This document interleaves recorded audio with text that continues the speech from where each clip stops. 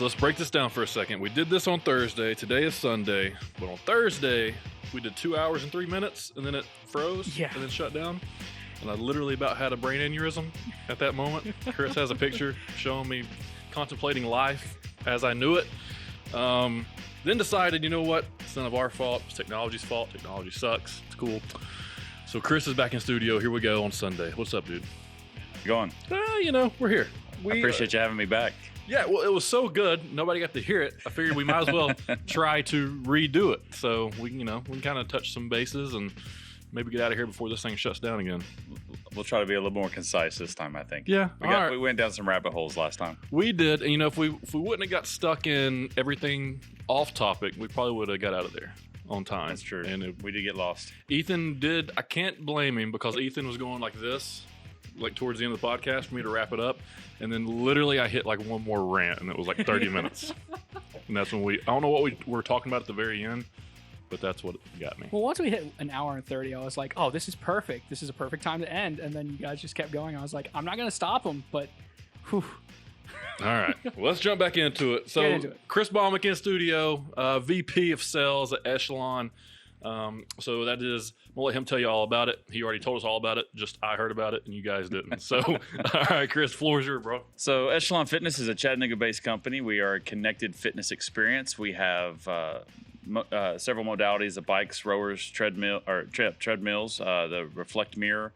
And what we do is try to create a entertainment streaming platform where you can work out at home, get all your cardio, kickboxing, all your needs at home through our platform and the Echelon Fit app. Yeah, and so what you was telling me, pretty much last year during COVID when everything happened, you guys took off. It did. It was very good for us.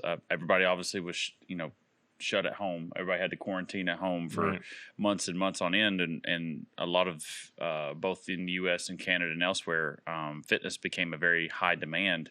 I think it helped people with their psyche and various other things, but people started ordering tons and tons of fitness equipment. I think you waited a year for a set of dumbbells due to that demand. So it was very good for us. But I think this industry of at-home fitness and streaming, fitness, or what we call connected fitness, I think that was already coming. It just was going a little slower, and then COVID just dropped the gear and took off. So I think that's what really helped us get to where we're at now. All that stuff, at-home fitness, at-home meal deliveries, Ubers, everything is from an app now. So. Yeah, everything's from an app. Everything I do, I do all my bills, my whole really life is and emails from work. Everything comes from my phone. So yeah, it's crazy that have you seen the pictures? And we hadn't talked about this, but the pictures of like a calculator, a pencil, it's like a phone. It's like all these different things you had to pay for individually in the 90s. Now it all comes on every cell phone that you've ever had. All that technology, flashlights. Everything's on my phone, right? You can do translators. You can download an app just for about anything you want to do. Anything. So it's really cool. I sometimes I hate it because it's such a leash. It's such a control of our lives to some extent, but it also makes our lives a little easier too. So yeah. But connected fitness is great because a lot of times the roadblocks that we have with going to the gym and trying to get a healthier lifestyle, it's time. It's, money, different things like that. And connected fitness really gives you no more excuses. It's not very expensive. You can get it for as low as like $10-12 a month, and which is much cheaper than any gym. And then you don't have to drive to and from the gym. You're at home. You work out, you take a shower, and get right to work. So It saves you time, saves you money. It's fun. It's entertaining. We've signed acts like Pitbull and Joey Fatone and Mario Lopez. It's more of an entertainment platform than it is anything else. But everything's right there at your fingertips. We have a partnership with Samsung. So if you have a Samsung TV that was made after 2018, you can actually download our app and work out right through your TV. Really? Mm-hmm. That's really cool. Yeah, really cool. Yeah, it's really cool. Samsung is a great partner, and we're expanding that partnership to see what else we could do together. So it's a big company. It's a big company. It's bigger, and but they see what the connected fitness world brings. And I told you, I think we talked about last time, is that there's non-traditional retailers looking to be in the fitness industry. Yeah. So, and it's crazy because there's never really been that. Like we were talking about, it was Sears for the longest time. That was really the only one. Number one treadmill seller for decades was Sears. Then they kind of get away from the box stores, and then the online fitness blows up, kind of where you think they would be in a good spot. But .com and Amazon's changed our lives, right? Everything we do now is .com. Like we order it and it's there in a day or two. You can drop off your Amazon package at Kohl's and they'll ship it back for you. I mean, everything is so easy now. It's we can sit at home and really do everything. It's like Bezos said, all of us paid for his trip to space, or to the edge of space, I guess I'd call it. I saw a really funny meme about that the other day, but I don't know if we should talk about it. But it was really funny. He said our parents watched Neil Armstrong and all this touch on the moon, and we watched Bezos go up in a ship that looked like a penis. Yes, with his cowboy hat on. So, but more power to him. He's got enough money. He can waste a few billion and not miss it. Yeah, I would do that. I'd probably do something like that. Why not? If I was Elon, I would send my car up into outer space playing, some type of space music. That's right. Why not? I mean, hundreds of billions of dollars. That's more money than you and your grandkids will ever spend. So it's like, why not have a little bit of fun? Right. Absolutely crazy. So, all right. So talk to me a little bit about sales. The VP of sales, obviously you got to have a little bit of experience, a little bit of passion, a little something. That's what you kept driving home on Thursday. So yeah. The secret of sales to me is passion, product knowledge, and just relating to your customer. It's not a 1, 2, 3 process. It's not a checklist. It's not anything like that. It's really just comes down to building relationships, having people like you, respect you, and trust you. And then also having a product that's, a good product that they'll want to back up or support or buy or use, whatever the case may be. But to me, it's about relationships and treating people like people. That's really what it comes down to for me. The success that I've had at Echelon and elsewhere is just because I've been able to relate to people. And never tell someone that you're going to do something unless you do it. Right. Don't make false. Don't just talk to the moon and then. What was it? The old thing, don't let your mouth write checks your ass can't cash. Yep. That's kind of the same thing with sales. If you can't do something, I've said, I don't know if I can do that, but let me check. And there's some respect there because I'm not just this guy just trying to close the deal, sign the piece of paper, and then later come back, we weren't really able to do that, but you'll be fine with this. Right. I want to give you what you asked for and what I promise you. So it all goes into relationship, trust, and just not treating them like a client, but treating them more like a partner.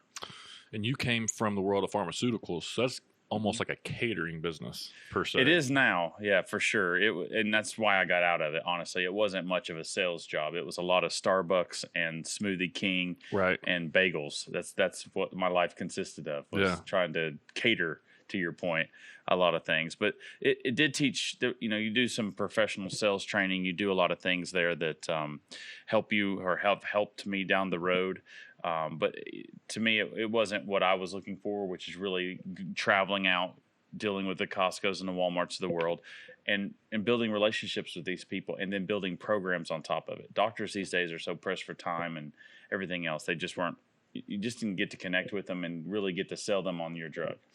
Strange that you can get like the CEO of Dick's to have a meeting with you, but you can't get a doctor's time down the road to talk about a medication that might save a patient. Very strange. It is very strange, but it's not the doctor's fault. It's the whole. We won't go into politics, but the whole how the healthcare system's set up here with just the way insurance companies put pressures on doctors. The goal is not to help the consumer, right? It's about money, saving money, mitigating risk, all of those different things. So it's not really the doctor's fault. It's just the system that we have here in America. It's just how it's set up. But yeah, there are really good doctors out there. There were, times that they would talk to you and about new drugs and things like that. And they would tell you if they didn't like a drug because it was the side effects and things like that. But that's, again, goes into the salesmanship of listening to their things and taking that back to your company. Say, look, they're having a lot of side effects here. What can we do? And then we could educate them or do other things. Maybe it was using this with this was causing that or whatever the case may be. But,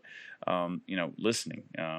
And really developing that relationship with that customer is that's how you're gonna sell to me. That's for me too. That's the biggest thing. Ask a question, shut up. That's like my go-to. If you had give somebody some sales advice, ask a good question, a question that you can actually get information out of, and shut up and just listen, because they'll tell you how you're gonna need to sell them. Most times they'll tell you, and they'll tell you if they're not interested. At least you can take the time and learn about what their needs are, and maybe there's a time where you can come back. I chased Dick's Sporting Goods for 3 years or 2.5 years before I got a first sale. They told me no for 2.5 years, But there was a time where I built a rapport with the sales guy or the buyer and his boss. And over time, when they had a need or a shortage in equipment, they came to me. Right. Because I had that rapport. So they picked up the phone and called me, and we got in all Dick's Sporting Goods stores last year. So did very well. So that's a bunch. Sometimes you got to chase it, but at least I still would never give up and continue to build that relationship. Don't take no and be like, well, screw you, dude. I don't want to talk to you no more. Right. Continue to build that relationship. You can't be one way all the way. Right. And it paid off. And that's a lot of times it's taken a couple years to get going, especially if you're starting a new company. We started Echelon in 2017. God, it's crazy. 4 years ago. And no one knew who we were. Everybody knew who Icon and Peloton and Nautilus and all these other companies that were out there. And it's hard for them. Buyers make a bad decision, they can get fired. So when you're a brand new company, you have no numbers to back yourself up with and nothing else. It just takes time for them to slowly believe in you. Right. Some people give you a chance, some won't. And then when you get a chance, you got to maximize it. And you've got to take advantage of the situation and show them that everything you told them you could do, that you're going to do. Right. And back it up. So that's the biggest thing. It is really, man. You got to do what you say and say what you do. A lot of people sell just to get the contract, and then that's it. Right. And they kind of back off. And that's how you get one contract. Mm-hmm. I don't want one contract. I'm 43 years old. I'm going to be working for a little while. I want lots of contracts. Every year I want you coming back to me and go, all right, what else you got? What else you got? And it's, but you're right. People just want that one sale, and they think that that's it. To me, the sale's the easy part. It's all the crap that I got to do, like what I'm doing right now. I made the sale in February, but to get this stuff in stores in September, October, before the holidays, there is so much hoops and marketing and shipping and logistics and everything else. It's just the sale is the easy part almost, because the rest of it, you have to build that program up. Right. Yeah, and logistics right now is not the easiest thing for you guys, shipping over from China. Yeah, as you well know, I mean those shipping containers, the ships themselves, I mean they're hiking prices. Big businesses can buy ships and buy containers out because they're like big business. We can't compete with that. But there was a video from Long Beach, was one of the ports here in the U.S. where a lot of stuff comes in from China. Right. It looked like a bunch of moms after school picking up the kids. The ships were just lined up because they couldn't get into the port. And just containers and containers and containers. I mean, it's just, they went from, I think, anywhere from sub $3,000 a container to over $9,000, $10,000 a container. Highest it's ever been. It's ever been. So what does that do? That makes the price of the products good or higher. Yeah. And with that, though, you've already made these deals. You've already agreed on pricing, and now you've got a $9,000 container price. It's you gotta mitigate that, because you can't go back to the customer because they're not going to pay that. Right. You told them you'd sell X bikes for X dollars. You got to sell X bikes for X dollars. Yeah. So just getting a sale is not the end of it by any means, but it's just a chance to prove yourself. So it's a challenge, and as you well know, you rise to the challenge when someone challenges you. I think that's when that's when you're at your best. So, and same way with me. I'm in this, and I want to win, man. It's all about the win. Well, we talked last time about like competitiveness, and some kids have it, some kids don't. You can't really teach it. And you were talking about how you're the number 2 guy coming into Echelon. They hired a guy like you're a boss per se, and that really motivated you for like a 1-year run. Mm-hmm. Which could have kind of turned into business this year, since you were so motivated at that time. It did. It did. So actually, I was the only sales guy. Well, we had some investments, and they wanted to bring in a guy because I was just a podunk redneck from Tennessee, and I didn't have that polished northern accent or this, or the resume wasn't there, or whatever the case may be. And so they put him in charge of me, not as a peer, but as in charge of me. So one person managing one person. Well, we were building a team. We had to build a team. I have a team of 5 now, and he has a team of about 6 or 7 now. But we were building that team. Yeah. And Kevin was one of them. Okay. I hired Kevin right before that guy took over. But once he came in, I was like, okay. At first, I was like, screw this, I'm done. I'm just going to walk out. But then I thought, you know what? You can't win quitting. There's never a win when you quit. Right. So I was like, all right. So I spent the next 12 months selling my ass off, and went back to them when it was time to redo my contract. And I said, okay, here's what I want. Boom, boom, boom. And I won. So, guy's a great guy. He's very good at what he does, but what I do, he's not better than me. And I made sure I showed everyone that. And to your point, the competitiveness, it's one thing if they're what's his name? Grant Reynolds. Used to coach Boyd Buck, and now he coaches East Ham. He was the coach of the All-Star team when I was a senior. There you go. So Grant, great guy, absolute great guy. And he was helping me coach a football team one time, and he was my defensive coordinator, which I thought was funny because that man's forgot about more football than I'll ever know. Right. But we were undefeated going to this one game, and this team was just throttling us. And I looked at him. I said, "Coach, what can we do?" He goes, "Coach, sometimes we're just better than you." Because he was throwing everything at him, we were throwing everything at him, and it just wasn't working. And sometimes they're just better than you. And it's funny, but I will determine whether you're better than me because I'm not going to give up and I'm going to fight all the way through it. So, but no, he was great to work with. It was fun doing all those youth sports because it taught me a lot. I hope I got to teach some kids, life lessons and different things like that. But as a coach, you learn so much because we deal with kids with no dads or no moms or no families or whatever the case may be, abusive parents, autism, different things like that. And you kind of learn how to deal with all of that. Right. It was very enriching for my life, and it's a special time of my life. I miss it a lot, but my kids are now grown, and I'm a little busy other places, but I do miss it. It's fun to do, and it's fun to coach kids. Yeah, I saw a quote this weekend. It was sometimes you need to talk to a 4-year-old and an 84-year-old to understand the world. It's true. It makes a lot of sense. Kids are so funny because they don't have a filter. No, like you and I will. If we want to try to spin something or make people not lie, but you know what I'm saying. Like we want to present the situation so it's in our favor. Kids just tell you exactly how it is. Yep. Dad said this. It's like there's no filter and it's straight on honesty. Yep. And it's funny sometimes because you're like, oh God. Marcus cracks me up. I'll be walking like out of the bathroom or from getting ready or whatever, walking into the kitchen, and he'll look at me and he'll go, "You need to work out. You don't have abs." And I'll be like, "Excuse me? Look at these." I'll almost have a heart attack trying to flex to show them I have abs. That's sometimes awesome. You don't. Sometimes you don't, though, man. Sometimes you don't. Sometimes you don't. But you know what? Maybe he'll be a good driving force for you as you hit your 30s and keep going, right? Well, it comes to the wrestling, so wrestling's fake, obviously. So if you lose a match, he thinks it's because I don't work out. He's like, "You lost. You're a loser. You need to work out more." That's what he tells me. Nice. So he's got a good idea of I wouldn't say wrestling is fake. I would say first of all, you guys are more athletic than most athletes are. The things that you have to put your body through, the jumps and the twists and the flips and all the stuff that the WWE and all those guys do. And I've seen you wrestle too. You're very athletic. You're an athlete at that point. It might be choreographed. Yeah. Maybe they know who's going to win, but they're all. I mean, there's still pain in that. There's still a lot of things in there. I wouldn't say it's 100% fake. I would say, the outcome is predetermined because it's an entertainment platform. That's right. That's right. Theater. It is a show.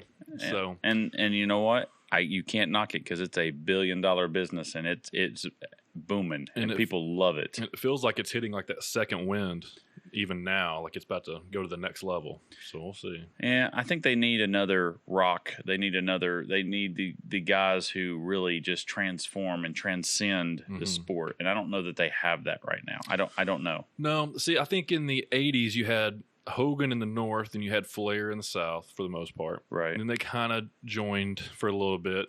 But it was really WCW, WWF. But then when it was really hot, like in the late 90s, you had The Rock and Stone Cold, who were both in their primes at the same exact time, which is very strange. Never really happened in wrestling. So right now you've got Roman Reigns, but there's nobody. And he's related to The Rock, right? He's a cousin or something? Yeah, so it's I'm probably going to butcher this, but it's like the Noah family, and it's pretty much the Samoan dynasty. Got it. So yeah, he's from that whole, it's like Rikishi, Yokozuna, the Wild Samoans, Peter Maivia, which was The Rock's grandfather, Rocky Johnson, the Usos. That's like the Samoan dynasty. Got it. Jimmy Snuka married into it. Okay. That whole thing. But Jimmy the Superfly Snuka, I remember him. That's what I'm saying. I just think because The Rock definitely took wrestling to a new level. Yes. Stone Cold took it. I mean, he's still to this day, you see his T-shirt in the stands, right? They needed each other.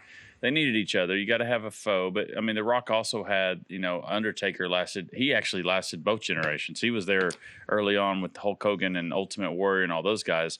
And he went all the way through The Rock and all that and into, I think he just retired a couple years ago, right? Last year, Yeah, last year. So he was one of those that he was probably a very underrated what he did for the sport because of how long he was there and how long he lasted and that kind of thing. But you didn't see people with Undertaker t-shirts. It was weird. It was like he wasn't one of your heroes, but he was just one of the main guys at the same time. It was a weird dynamic because The Rock, everybody had the Brahma Bull and all of those things and the impersonations with the no one cares what you think, that kind of thing. And all that stuff. But I mean, The Rock we talked about him last time about, how I became to admire him because of what he did for kids and things like that. But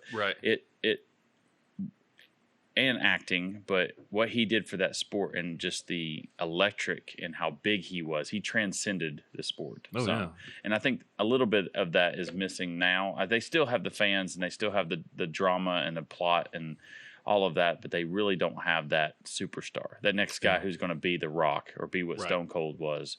Or even the Triple H's of the world and the Sting. I know he's kind of still active. I saw a commercial the other day with him still in there. Right. And unfortunately, we lost the Ultimate Warrior, but there was a lot of those guys that were just awesome, and they were just T-shirts and everything. And I don't know that I see that these days like I used to. No, I think it's a little watered down. I don't know how to put my finger on it though, as to why. I think the biggest thing is that everyone knows now that it's not necessarily real, that it's a show, and the fans try to hijack shows. They try to be more important than the people in the ring. They all think they're smarter than the people writing the stuff in the back and the people producing it and it's all that type of stuff. And that's the loudest fans. So that's the ones that are going to try to cancel you in the woke culture. And there's a lot of that in wrestling, a lot of it. So, well, it definitely was a big part of my childhood, and I know yours as well. And you became a huge fan, and even one of your goals was to become one. So, but it's cool. I mean, I can't do that stuff. I can't go up on the third turnbuckle and backflip into somebody and do all that stuff. And never was I able to do that either. So, I mean, I admire what they do. I mean, to be as big as they are too. I mean, those guys are 250 plus and the muscles and everything else, but they're still these amazing athletes all at the same time. Yeah. Men and women, because some of those women are doing some crazy stuff too. So. Now, the women's wrestling now is really good. Yeah. In the WWE. Okay. Certain ones. A lot of them are still awful, but Well, you can't teach everybody to do that stuff because I think which is maybe why we don't have that transcendent athlete in that sport right now is because it is so hard to be the entertainer and all of those different things, the athleticism and the moves and everything else, plus the personality. You got to have the personality. Stone Cold breaking the beers open and drinking them and the middle fingers up and doing everything that they were doing. I mean, that was just. That was culture shock. Yeah. How much we've come now to what is on TV now. But back then, when he was doing that stuff, it was like, holy crap. I remember the parents were like, these are middle fingers he's throwing up in, beers he's drinking on stage and all this stuff. It was causing all kinds of chaos. But that's what made him transcend. Yeah. So it was cool. Kids were running around chopping their crotch. Dropping their crotch. Oh, the Degeneration X and all that. Yeah, absolutely. Those were. That was not my childhood, but that was kind of like, I think it started when I was in college. It was when that was. Now, Hulk Hogan and Ultimate Warrior and the $1 Million Man and Hacksaw Jim Duggan and all those guys was my childhood. I was the original WWF, to your point earlier, right? Not the WWE. And then Sting and Flair. And I could think about long enough I could remember all. Dusty Rhodes, the Horseman. You know what they don't have anymore? Maybe they do, and because I don't really watch it, but remember Jimmy Hart and all the different managers and how that was all plotted and all of that stuff. And then they had Mean Gene Okerlund, which was the announcer, which was a huge part of it, right? Yeah. I remember the old WWF video games, and Mean Gene was in there as well, and all that stuff. So that was more my childhood. That's what I grew up watching. So. Yeah, it's a lot different now, but I would say Roman Reigns is by far number one guy. Is he? Yeah. Is he the champ? He's the champ. He's the only one that has the only real manager in the game is Paul Heyman. Okay. And he's the guy with Brock, CM Punk, and now he's with Roman. CM Punk, I always liked him a little bit. Yeah, I mean, so he had that. I didn't like the way he looked, because I like the guys that look like superheroes. He had everything else. He had everything else, right? Yeah. Yeah, I mean, I'm with you. You needed to be bigger than life, right? You also needed to be the size too, because the little guy is like who was the guy that was the yes with the beard? Daniel Bryan. I mean, you look at him, and I don't think I could, but you look at him and go, I can kick his ass. Like, yes. You know what I mean? Like, I don't look at The Rock and think I'm going to kick that guy's ass. No. I'm going to look at that Rock and say, I'm going to do everything not to get my ass kicked is what I'm going to do. Let's not get in a confrontation. Yes, sir, whatever you sir. Right. But no, some of those guys that were Daniel Bryan and all those guys, they weren't for me. I know they had a talent and all of that. Sure. But to me, you look at them, it's like, no. Yeah. No. Yeah, it's not believable to me. And I think in entertainment, you would want a person, like if you were watching a scary movie, that's entertainment. You want like a Michael Myers or a Jason or something like that that's intimidating and scary. Like, and Child's Play doesn't scare me that much. No. You know, that type of stuff. All right. I can kick a doll. I can. You know, like what's that doll really going to do to me? Yeah, right. Well, he did a lot to a lot of people, I guess. But yeah, no, you're right. That to me, and I don't like I like movies that make me jump and think and things like that. But those Child Play and those other movies, and I will say Leprechaun got me. Dad let me watch that when I was 5. That was just because that was like Jennifer Aniston's first movie or something, and she was, yeah. I think she was the damsel in distress. She was, yeah, she was, yeah. That movie scared me to death, man. I had nightmares forever because of that movie. She was a damsel in distress. Oh man, but yeah. So here's my, we'll get off wrestling, but here's my point on why I think that guys like Daniel Bryan or a CM Punk, a person that looks kind of out of shape but has everything else, these are why these guys make it, because the fans are those guys. Yes, so they want to see kind of thing. Yep. They want to see guys that are like them make it because it makes them cheer for them. So that's why they like a bigger guy. They're slowly moving away from that. You're starting to see it come back, but I would say for the past 5 years they've moved away from the muscular big guy. Right. All these guys are still in shape, but they're more realistic. They're probably 225 instead of 285. Not even 225. I mean, you look at, I would say, main roster WWE, there might be 20 guys on the roster over 225. Wow. The rest of them are $185 maybe? Yeah, if that. Wow. I mean, you're looking at a bunch of small, and I'm talking about like the guys in shape. Like, right. Not the fat guys, you know. But like the guys in shape, I'd say the others. Where their weight is muscle. It's not Taco Bell. Yeah, like I'd say there's less than 20. I'd say a lot of them are around 200. Wow. Yeah, if that. And that's not that big. Not for, not for larger than life. Not for the larger than life when guys. You consider like Sting was probably 6'2", 6'3", 260 and jacked back in the day. Ultimate Warrior was probably 6'2", 6'3", 300 pounds and jacked. When he'd come out and just shake the ring and do run all that to the stuff, ring. that was great, huh? And run to the ring. And run to the ring as fast as he could. That was good stuff. Yeah, very good stuff. That was a fun time getting to speak to him and get to know him. That was. Yeah, I remember when that was going on. Yeah. You were posting some things and getting to be a part of that a little bit with your T-shirts and things like that we did together. But yeah, that was cool, man. How did you actually hook up with him? So there was a video that came out of me breaking the power clean record at UTC. Okay, and I posted on Twitter about it and tagged either him or used a hashtag, something along those lines, and he got a hold of it and was like, this is the warrior spirit. Glad to see that something I did, 15, 20 years ago is still making little warriors run wild today. That type of thing. Right. And then he messaged me privately and said, hey man, love everything you're doing. That really inspired me that you were so motivated by me and all these things. Right. Let's keep in touch. One of those type of things. Very cool. And then he was like, let me get your number. I'd like to, give you a ring. And I'm thinking, is this even the real Ultimate Warrior? Right. I give him my number. One day sitting in the dorm room, I get a phone call from somewhere out in Arizona. I answer the phone. Gunner, this is Warrior here. I was like, for real? Yeah. Oh I was my God. sitting in the dorm room with a couple of my buddies. I said, I'm going to go to the bedroom and take this phone call. So, yeah, it was a strange time. He'd call about once a week. I'd be sitting at dinner or something with Dad. I'd be like, hey, Warrior's calling. We'll take this real quick. He said, yeah, sure. Go take it. It was a very weird time. That is a very weird time. And it happened for about 2 years up until he passed away. Well, very cool. That to me, that would have been. I mean, that's a childhood hero I know for you. So I'm sure that was a big thing, and to hear that he passed was sad. It was, man, because I had my tryout in June of 2014, and he passed away in April, I believe. It was like after WrestleMania, after that Raw.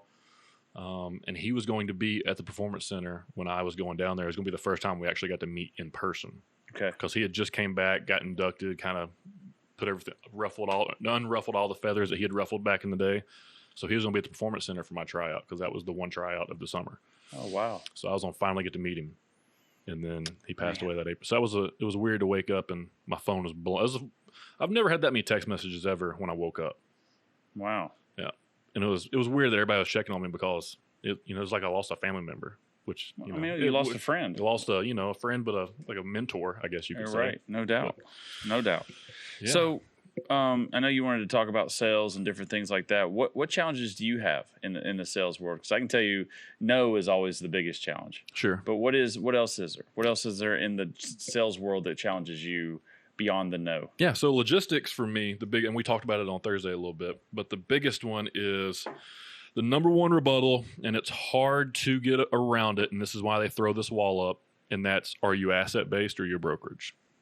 And then we talked about, difference in assets means you own the trucks. We have the trucks, and then the brokerage is, you're a third party. You're looking for trucks. That's the biggest roadblock that you'll come across selling as a brokerage. And then they'll immediately just say, how many trucks you got? Well, we've got 5. Okay, we need 50. And if you said, I got 50, they need 75. If they got 75, they're going to need 100. It's one of those type things. It's just a way to get them away from you. Right. Other than that, they're going to ask you, how do you separate yourself from all the other companies? And quite frankly, you really can't unless you have a bunch of money and it's technology. And all the big companies have that technology, so that's how they separate themselves. But there's always going to be that relationship-based, trust, just kind of grind the axe type of guy. Do you ever feel like sometimes they challenge you, like they tell you no to see how you react? 100%. I think they do, and I think that's where you can win is how you react. You don't take it personal, and you overcome that no by whatever the case may be, based off whatever the no is. But to me, it's like being told for 2 years no, and not having very many sales and not being in any retailers and things like that. For me, it was heartbreaking. It sucked, because the boss is like, did I hire the right guy? Did I do, this? Are we doing this right? Whatever the case may be, you start questioning everything. But I think that if you just believe in what you're doing and believe in yourself, a lot of times there's a lot that you can overcome. But to me, it's just, I sometimes think they say no just to see how you react. 100%. When I was at Lipsy, this was right before I left and went to this new job, they'd moved me into sales. Well, there was a company that came in and helped us called Sandler Training. You heard of them? Yeah. So Sandler Training came in, and a guy named Dan Nosley and this guy named Ron, and then blanking on the other guy's name. He's going to kill me. Anyways, so they come in and do like this 6 months course with us. Right. Well, at Lipsy, I was bouncing back and forth from sales to the hurricane room to operations to pricing. I was just kind of wherever they needed me. And I really just wanted to jump in all to sell. So I took a risk when I went to 12 Point, not knowing, didn't have a customer, didn't know anything. Right. And I landed one within 4 days of being there. Nice. But then I really hit it hard for about 6 months, grew a pretty good book of business, but it's really hard to turn on customers in logistics, even though there's so many logistics companies in Chattanooga. You would think, there's a bunch of customers you're all sharing. You're not really. Everybody's kind of sharing the same customers out there. They just all have a little bit of a different relationship with different people within the organizations. That's the same way with me. I mean, Dick's Sporting Goods, Walmart, Costco, whomever, they have relationships with Icon and Nautilus and not Peloton. Peloton's not in retail. But, I mean, they're selling bikes, they're selling rowers, they're selling treadmills, everything that I'm selling. Yeah. And they're doing business with them, and they're also doing business with me. Yeah. So really, it comes down to the other stuff to me, that how we're going to win, the marketing, the experience, everything that we offer.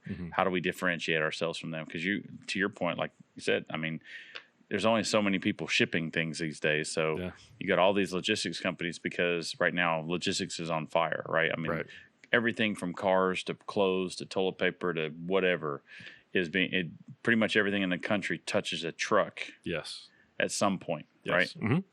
So, which is, my dad always said that business is not going anywhere. He's sold Freightliners for Oh, he's held trucks for 40 plus years. He's been at Freightliner for, I think, 12 years or something like that now. But business is never going anywhere. It may adapt, it may turn electric, it may do a lot of things, but it's going to be there because once it hits off a ship, it's either got to hit a train or it's got to hit a truck. Yes. To get to where it needs to go. And someone has to plan that. And 12-Point Logistics should be your partner in that one, right? Especially in Chattanooga. Absolutely. And there's plenty of stuff. I mean, Chattanooga is a huge hub for industry and bringing things in because of the train access that comes in through this area is still huge. Yep.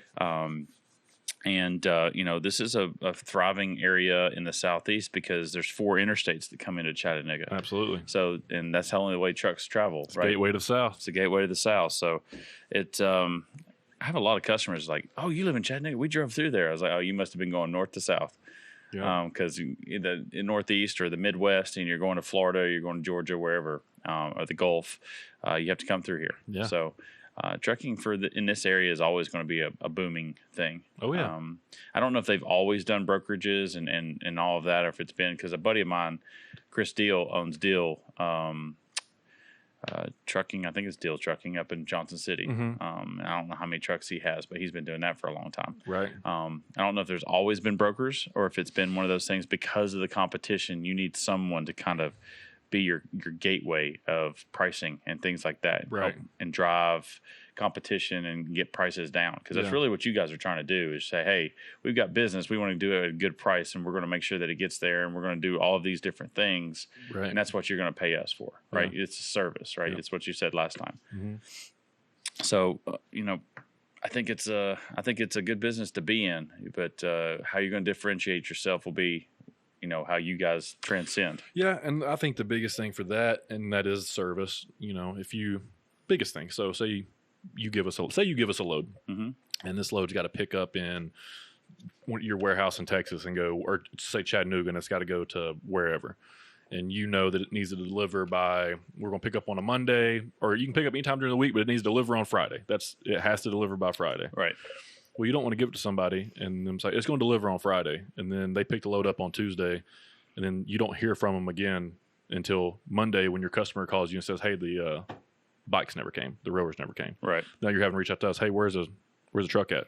Then this guy says, hang on one second. Let me see where the truck's at. That's what you don't want. And that's what happens 80% of the time in logistics. Right. With a lot of these just pop-up brokerages or even the bigger companies with their solutions. Well, can you be proactive? That's what we do. So we don't have a lot of customers. Okay. We're pretty top heavy. What is it? 80% of your business comes from 20% of your customers, something along those lines. So we're very top heavy with our customer, as far as we have a few good ones, and that's the ones we really service.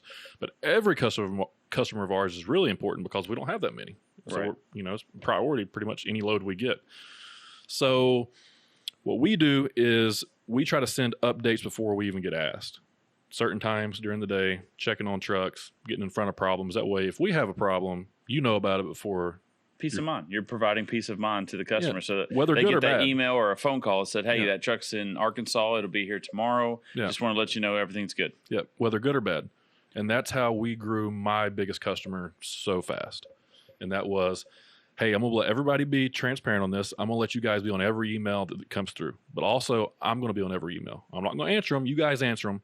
But I will be providing the bad updates. That's what I want to do. Well, I was about to say, in that transparency and honesty with your customers, it's got to be both ways, good and bad. Yes. You can't just hide the bad and only say the good. Right. And that also is a way to build that relationship, because sometimes bikes get shipped or bikes get delayed, ships get delayed, things that are out of your control. Yeah. And the customer knows it's out of your control. Truck sets on fire. But what's not out of truck catches on fire, whatever the case may be. But what is not out of your control is how you talk and treat your customer. The transparency. Hey, look, there's been a fire. The truck caught on fire. Your product is fine. We just got to get another truck out there. It's going to be an extra day, whatever the case may be. And just set the expectations. Yeah. And once you set those expectations and live up to them, even, good and bad, people know things happen. I mean, they're in a business. They have plenty of their own problems. Yeah. So with that, though, they know that Gunner, next time they deal with Gunner, He's going to make sure that the load's there. And if it's not, he's going to keep us informed all the way through so we don't have to worry. We can go do other things that we need to do to make sure our business is successful. Right. So, yeah, you shouldn't have to give me a load and then worry about when it's going to be there, if it's going to be there, worrying about getting updates. No. That's why you hire a logistics company to handle your stuff. That's exactly right. But most of the time, these customers are having to reach out to their logistics provider to figure out where things are, and that's never a good thing. Which probably means I hired somebody to do that, because that you don't have people that can take out of their day and sit here and call people and try to track things down. Right. That's frustrating. Very frustrating. So, but sales, man, it's about personal relationships. It's about how you treat them. Don't lie to them. Don't give them false expectations. You can give them best case scenarios. You can talk about, hey, look, this is what we'd like to do. I don't know if it'll happen, but this is what we'd like to do. And then, like I said, just always make sure you do what you say you're going to do. Yeah, that's the biggest thing. Yeah, just don't go back no on your word. secret sauce. This is, as long as you're willing to get in front of someone and ask a question, you can sell. Yeah. Problem is, a lot of people just don't want to ask questions. People are scared of selling. Or they won't pick up the phone. That's the biggest thing. Like, I want to be in sales, but I don't want to call. Yeah, I don't want to do cold calls. Just give me the winners. Yeah, how's that work? That doesn't work. No, the winners go to the guy who's been here 10 years or been here wherever long, and he's the one that brought those guys on here. Right. No, it is funny how people want to do this, but they don't want to do that. Right. They want your arms, but they're not willing to go to the gym and do it. Right. You know what I mean? Yeah. And that's not how the world works. And unfortunately, I think this generation is the worst one yet. It's almost entitlement. They almost feel like they deserve it just because they're breathing on this planet. I'm like, no, you got to earn it. Yeah. I want $60,000. Well, okay, well, take $30,000 job and work your ass off and get up to the $60,000 job. Right. My first job wasn't $60,000. Nope. My first job was waiting tables, and then I went in the Navy. But my first job when I got out of the Navy was like $33,000. I made $33,000 a year. Right out of the military with a bachelor's degree, which I thought was like gold. I was like, why am I not making $100,000 yet? Right. I have a bachelor's degree. Yeah. So I got out of college. I have a bachelor's degree. And literally nobody would hire me. Right. And I was like, oh, this football was for nothing. If you don't go pro, matters nothing in the real world. Right. So I had a couple interviews, and the number one thing would come up because of the paper. And it would be, so this wrestling thing, are you pursuing that or no? And I would say, well, absolutely. They say, okay, our time here is done. I was like, oh, so you can't have a life. Like, you can't have goals if you want to get a career. They want you to go all into it. So, and I got hired by Johnny Jones for $30,000 at Lipsy Logistics out of college. That was my first job. Yeah. So you got to start somewhere. Yep. And you know what? When you get to where you're wanting to go, which I have no doubt that you will, you'll look back and appreciate all that stuff. Oh yeah. It's because it's not you earned it. That's the thing about it. Brody, my 17-year-old son, who every time he hears I'm seeing you or whatever, he goes, Dylan, I said, what's up? He loves you to death. Because I remember when he was a little kid who loved wrestling. Oh yeah. And he just thought you were all the cat's ass because you were up there on that stage doing your thing. So right. But Brody, now that he's working, I was like, well, aren't you going to buy you some shoes? He's got like $1,500 in his savings account. He's doing pretty good for a 17-year-old kid. Oh, yeah. All that he earned. That's not daddy's money. That's his money. I was like, why don't you go buy you a pair of shoes then? He goes, I don't want to spend the money. I earned that money. That's my money. I want to hold on to that money. I'll spend your money. That's right. I was like, now you know. Yep. Now you know. So it gives you perspective when you earn things. And it gives you a different perspective than someone just gives it to you. Kids these days are so spoiled that, they don't care if their toys break. Man, I took care of all my toys because it wasn't a guarantee I was going to get another one. Right. Kids these days are just like, okay, I'll get another one. Mm-hmm. That's the mentality. Yeah. But that's it at work. These kids that come in out of school and they think they, know everything about everything. And they come into a workplace, they're like, I should be making $60,000 a year. I'm like, maybe, I don't know, but you're going to have to show people that you're worth that. Either that or you've already shown someone else, and now a new company is giving you an opportunity based off what you showed the other company. Correct. So, but entitlement's funny. This generation is going to be interesting to see once these 50, 60-year-old, the baby boomers, 60, 70-year-olds, the baby boomers leave the workforce. Mm-hmm. And then my generation, the 43-year-olds, which is the son of the baby boomers, and how we do things, and then this younger generation coming up that doesn't have the gunner drive, that kind of thing. It's going to be interesting to see how things work because very much so. Jeff Bezos worked his ass off. I mean, he worked out of his garage and he built a business. Nobody talks about Amazon in the 90s. That's right. Him sitting there 97, in that computer room. In that computer room and Amazon on the front of his desk. That's right. And shipping books and doing all that stuff. I mean, nothing, Mark Cuban, Bezos, any of the guys that you see today that are billionaires, it just didn't happen.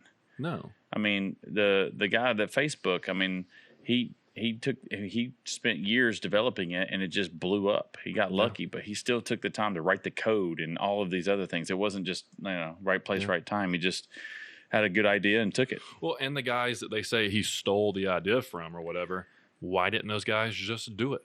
Like, a lot of people want to talk about ideas, but some people just do it. That's what I'm careful with some of the things I say around certain people because I'm like, I don't want to say that around him because they might do it before I can.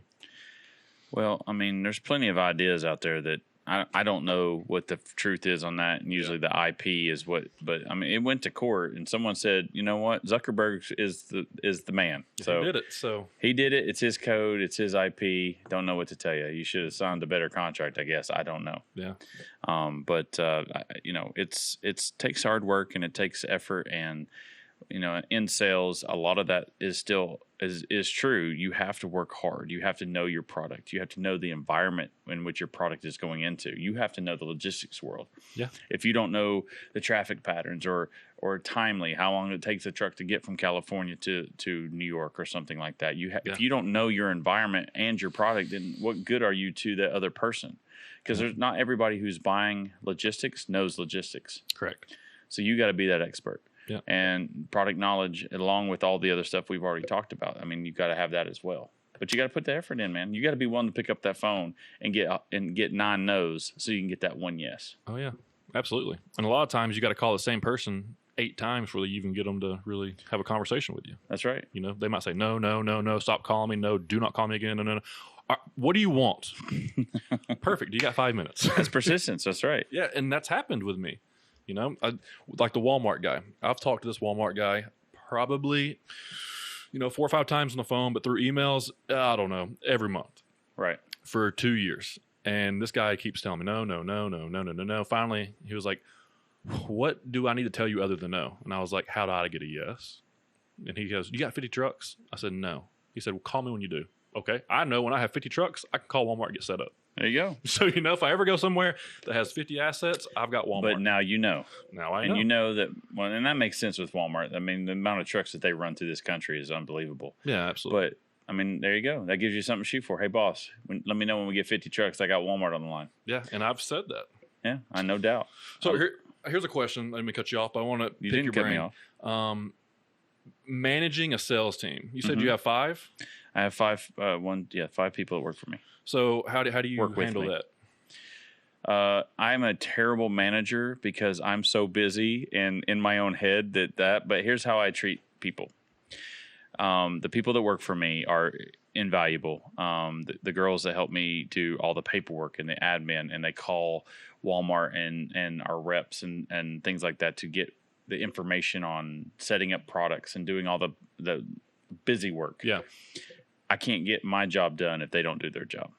The one thing I will always say about managing people, and I think I've done this everywhere I've been, is I treat people like I want to be treated, but I try to go above and beyond to make sure that they know that they are valuable to me. So in my case, I give out bonuses. When I get a commission check, I give them a percentage of my commission check. It's not a very big percentage. It's not huge dollars, but it's something to say, you know what? I wouldn't get this without you. Yeah. And I'll make sure that I think you're valuable to me and I appreciate you. It's a small gesture, or I'll let them go home at 3:00 or whatever the case may be. But I am demanding. I mean, in our industry right now, it's so crazy and so demanding. Sometimes I'm a little disorganized because I've got so much going on. Mm-hmm. But I try to take the time to help them help me by sitting down with them one-on-one every week and having a conversation. Okay. And then also, people have families. This is just a job. Like I have one person who's having some, I wouldn't say tragedy, but they're having some struggles in the family with health with an older family member. I told her, I said, go work from home. I don't want you here. I said, if I need you, I'll let you know, but you need to go take care of you, because if you're not taken care of, then you can't come back here and take care of me. Right. You know, it's a selfish thing, but it's also, this is families first, man. You know this. Yeah. We can get back on that. I want to make sure Brenda and Daddy know that how awesome I think they are. But I know you were touched by that last time. But just treating people like people, they're not. Sometimes I've worked for people that treat you like a number, treat you like a pissant, treat you like nothing. And I hope that no matter what, everybody who's ever worked for me can say, no, he never treated me like that. He treated me like I work with him, not for him. Right. Kind of thing. Yeah, he was a boss, but you know, everybody's got a boss. Yeah. To some extent. So to me, that and communication, we've talked about that before, is huge. I've always told them, I said, just communicate with me. Emails. I mean, there's too many ways to get a hold of me. They all have my cell phone number. They all have my email. They sit outside my office, which is all glass, and they can see me. I can see them. There's no reason why we don't communicate. Right. If something's going bad, do not wait to tell me. Tell me right now so we can address it. Communication, respect, and just treating them like people and showing them how valuable they are. Yeah. I think is the biggest thing. And I'll try to educate them. A lot of times I'll try to take them with me to meetings so they can see, not necessarily that my way is the right way or the only way, but let them see what an interaction with a buyer from a major company looks like. Yeah. You know, because I don't know what they may want to do that. I mean, I don't know how many people in Chattanooga deal with the buyers of Walmart, Costco, Target, Best Buy, yada, yada, yada, on a daily basis. I bet that number's I'm probably in the minority in that skill set. Right. Whether I'm really good at it or not, I don't know, but that's for someone else to determine. But, I mean, that skill set's pretty cool, I think. I mean, if I need a job down the road, I've got 3 or 4 people that would probably hire me tomorrow because of my relationship with them and how I've done business. Right. And I think that's the way it always is. You just treat them like you want to be treated, the golden rule per se, and making sure that they are respected. Because people just, I hate people that just blatantly disrespect people. Like, I have the biggest pet peeve about yes, ma'am, and no, ma'am, and yes, sir, and no, sir. And people will correct me. I will, yes, sir, I'll do that right now. Don't call me sir. What you want me to call you? I'm like, right. I'm being respectful. They take it as an age, like I'm not that old. Right. But your background I say no, sir, to my son because I want him to use it down the road. It's just a respect thing. I do the same thing. Right? And you should. And I hope that doesn't get lost going forward, because it's funny when I travel up north and out west, the different climate, I guess you could say, of how people treat people. Mm-hmm. And I have a buddy who we talked about, John McVay, whose nephew is the head coach of the Rams. Right. He's from Ohio. Well, he comes down, he goes, man, you Southern boys are just so sweet. He goes, everywhere I go, people open the door for me and they wave and they do this. I'm like, that's how we are. So when I go elsewhere and I'm opening the door for people and I'm saying yes, ma'am, no, ma'am, yes, sir, and I do respect. And a lot of times if I'm talking with people and they want me to come in their personal space, I put my arms behind my back just because I don't want them to think. I mean, you and I both have big arms, big shoulders, right? So, and yours are bigger because I'm lazy. But, you know, I kind of try to make them feel at ease. It's just there's certain things, almost like chivalry, right? Chivalry is not dead. And there's a lot of things you can do to just give people peace of mind, to make them feel good. All of that goes into building a relationship with someone. And all of that is your secret sauce for selling to me. It's just treating people like, it's almost like you met someone and you want to be their friend. Do those things when you're in a partnership. Do those kind of things. Well, the book, How to Win Friends and Influence People, a long time ago. But the first chapter is talking about if you can treat everyone as if you're the dog that is their best friend. You know, like what do dogs do? They wag their tail, they're hyperventilating, they're running up to you, they're jumping on you. They just want to do anything they can to let you know they love you. When I was at Dick's Sporting Goods, the guy complimented me on my enthusiasm. He goes, dude, man, you are excited about your product, and I believe you. Like, because it's legit. Like, I'm excited about this product. Yeah. And that's the thing. And I mean, all of those things kind of factor into what you do to present yourself to them. Mm-hmm. And I think with you, like your enthusiasm, and I think that guy at Walmart would give you a shot if you had 50 trucks, because He was like, this guy's fucking just relentless. Yep. Home Depot too. They will get me. They're just right down. I've been to their headquarters. I can show you where it's at in Atlanta. Yeah. Yeah, I've been there. We tried to, we had a line of goods before we went into fitness for Bob Vila. Okay. It was kind of a DIY product line thing that we were doing with Bob Vila. Right. And I got to go down there and meet with the folks. Oh, that was the other company, right? The Viatech. Viatech. Yeah, that's Lou's other company. Yeah. So I was looking on there. Y'all have the it's like a multi-tool Bob Vila thing. Yeah. It's a wooden hammer or something like that. That's pretty cool. Yeah. You know, I know a bunch of those things are but, pretty cool. But I lost you there. I know. What happened to this chair? It just broke. I know a guy. I can get you one of those. I think we still have those things. Viatech is a products company. Lou's an entrepreneur, but he's also an inventor.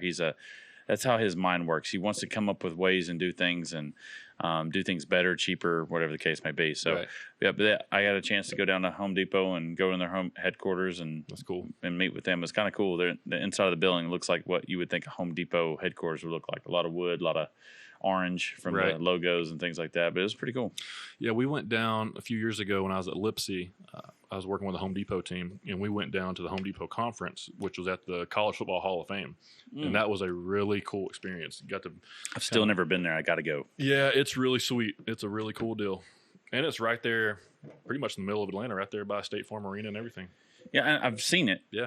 It's right there by the House of Coke or whatever that is, the Coke Museum, and then and then the aquarium's kind of across the courtyard or whatever it is. Right. Yeah. I know exactly where it's at. It's sweet. I've just not had the opportunity to go in. Yep. God, I want to. I know we talked about college football, and that will lead to Ethan crashing again. But yeah, we need another 2 hours to knock that thing out. No kidding. So, but love college football. Well, I asked you about that though because I believe I'm about to get a sales team. That's probably my next step. That's what we're talking about. We're trying to just hire. Remember, not all of them are going to be you. Yeah. So, like my work ethic, I'm there at 6:30 to 7 a.m. every morning when we don't really open till 9. Mm-hmm. I don't really take lunches because I just need something to eat. It's almost like a function. Like I just want to eat because so my head doesn't hurt and I can go on with my job kind of thing. Mm-hmm. But I can't expect that for everybody. Like 9 to 5 or 9 to 6 is our hours. They get an hour for lunch, blah, blah, blah. You have to remember that they're not Gunner. Yeah. That's the only thing from knowing you and how driven you are. And then you might hire, now I would suggest this, hire people like you. Right. So that you can work well together. In your interview process, one thing I do, I never do those stupid things. Tell me about a situation when you were really challenged and how you came over with that. Those stupid corporate, no, I don't give a shit. Right. I want to know about you. Tell me about yourself. What's up? Yeah. And then as that conversation goes, I'll throw questions at them that they're not ready for just to see how they react to it. Because in a normal day, I may be throwing something at you that you're not expecting, and I want to see how you react. Right. I'll hire people if I can tell that they've had some life experiences and they've overcome it or they've done things, because then they have perseverance. Yeah. That's huge, right? Because you're not always going to get your way. You're not always going to have things go your way. Yeah. You got to figure out how to get through it. So as your interviewing process, think about ways to figure out really who they are. Because remember, they've been practicing ever since you said, hey, this is Gunner Miller at 12 Point Logistics. I want to interview you. So from that point forward, they're looking in the mirror, talking to themselves. They're trying to write down notes that they can remember. They're planning to talk to you. So give them a conversation they're not ready for and see how they do. Yeah, all the interviews I've done that were like corporate based, and it's just such stupid questions. Like it's like those questions that you're never going to be asked. Have you ever been angry at work? Yeah, right now. Fuck yes, yeah. I've been angry at work. You just pissed me off with that question, as a matter of fact. Yes, I've been angry at work. Yes, what does that mean? Like here, I think a good question to ask that's similar to a corporate question that's not would be, explain to me how you sold yourself in a prior experience. Like, how you had to sell yourself, not a product, not nothing. Like, how did you get your girlfriend? Like, how did you sell yourself? I want to know that. Like, that's probably the number one sell. Like, if you can't, get the girls that you want, I want the guys that can, that have to sell themselves. Yeah, unfortunately, these days you have to be a little bit more PR considerate or politically correct a little bit. Yeah. Just because you don't want to offend someone, because then you're going to have to end up hiring. Right. Or they're suing your company or whatever the case may be. So you got to be a little bit more careful. But that, I think things like that. When were you challenged when you really, that people were doubting you and you had to, just change it up a little bit from the girlfriend thing? Maybe say like, when were you challenged where they were questioning your ability to do something, but then you rose to it and showed that you were able to do something like that? That would be the same question, just twisted around a little bit where, they may not have a girlfriend, they may have a boyfriend or whatever the case may be. What is your partner? How did you lock your partner? There you go. There you go. Things like that. So you have to ask non-binary questions, okay? Anyway, so, but no, I would challenge you to make sure you talk to them and ask them, and I would find people more like you, driven. Find the guy that's just hungry. Like I made the comment last time that I told, I think it was Walmart or Dick's, I can't remember, but our competitions have been around for decades. And I said, they're not hungry anymore. They're cocky. They've been winning. I said, I haven't won anything yet. I said, I'm hungry.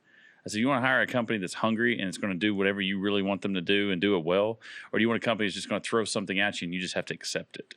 And it worked. I mean, that's what Echelon is. We're hungry. We're trying to get in the game. We're trying to win in the game.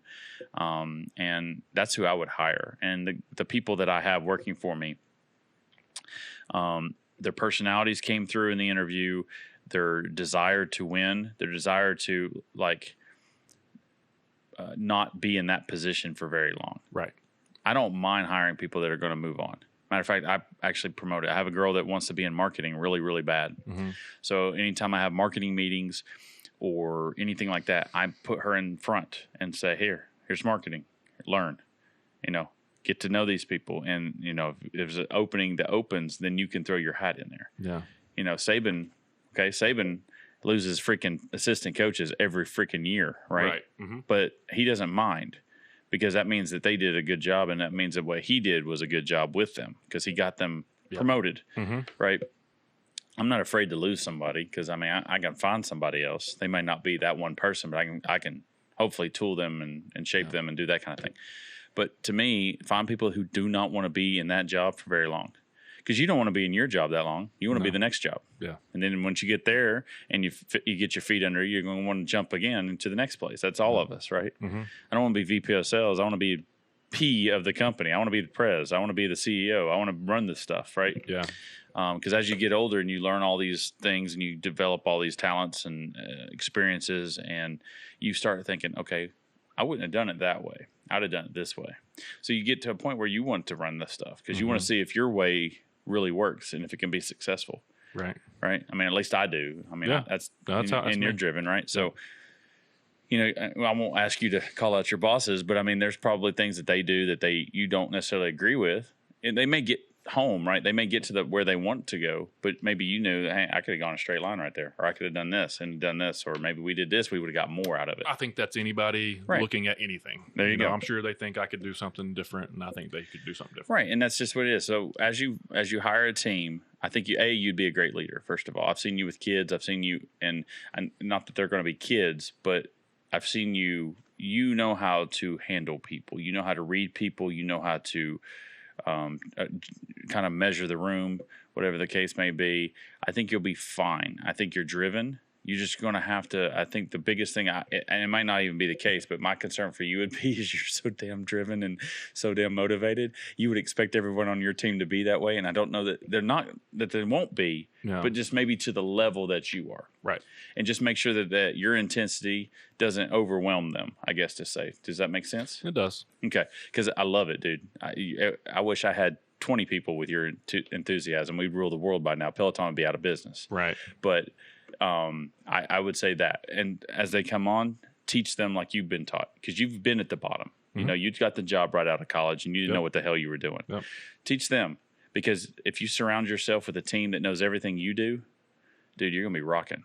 Yeah. Because then you can let them take a job when you need to focus on this, and you can let them take this job and you're not worried about it because you know that you've passed on everything, and they're probably going to make the same decision you're going to make. Right. That's when you're really Yep. If you can train people to make good decisions without you having to make them. And if they don't make the same decision you make, ask them, because they may teach you something. Yeah, sure. Don't get, well, that's not how I wanted it. Well, hold on.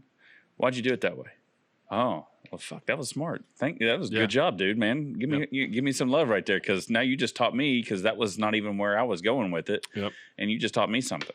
Or it's a teaching moment for them to be like, oh, I see where you were thinking that might have been a good idea, but here's a reason why I didn't want it done like that way, because I did it like that before. Right, Here's and there was happened. egg all over my face, or whatever the case may be. So it's exactly right. Yep, a lot of people just want to jump to conclusions when they're, the main person. Right.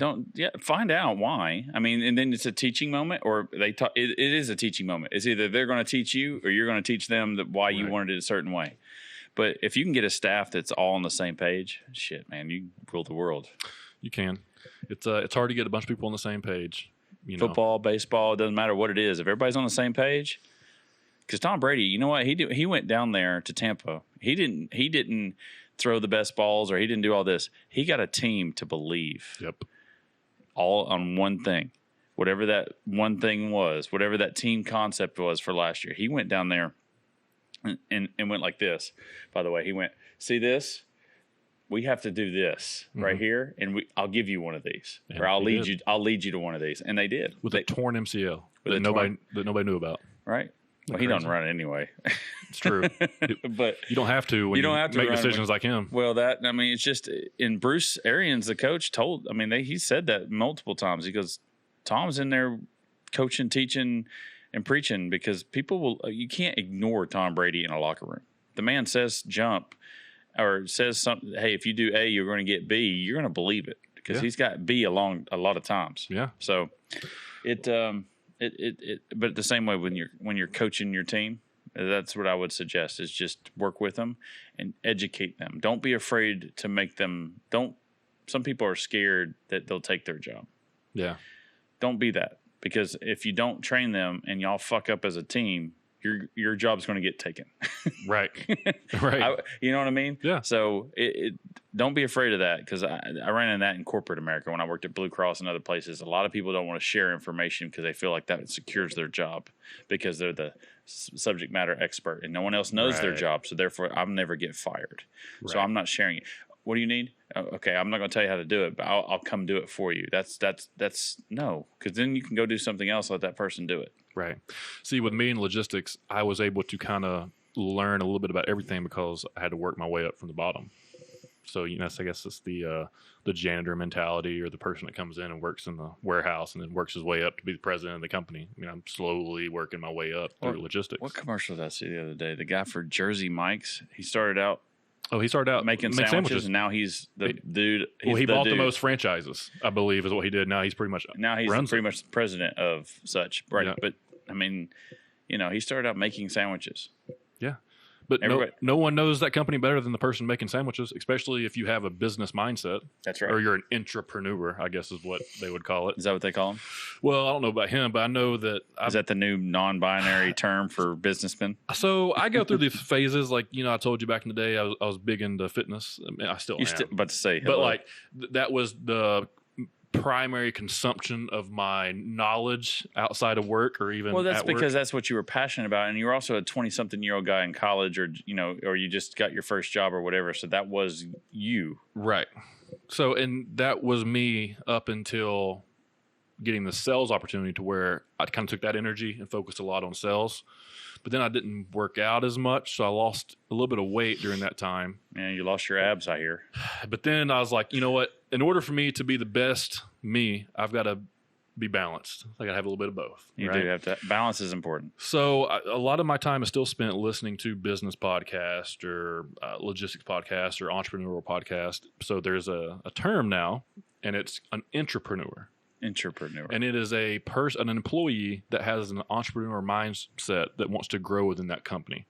So maybe you start out at the very bottom, but your plan is to figure out a way to grow within that company to where maybe you have equity, or you're an owner, or you got stuff like that. And that's what I've been able to do through this company. And that's what I've done with Echelon. Right. So now I have a different mindset when it comes to hiring people, or the decisions we make as a company, or customers that we bring on. I'm thinking more so as an owner, even though I don't have a huge percentage, but I'm thinking more of an owner towards a company than an employee, which has completely shifted my mindset within the past year. Well, there you go. So, I'm trying to learn business now more so than just sales. I mean, But you don't. The thing about business is there's so many different ways to do it. Do the way that where you can thrive. Yeah.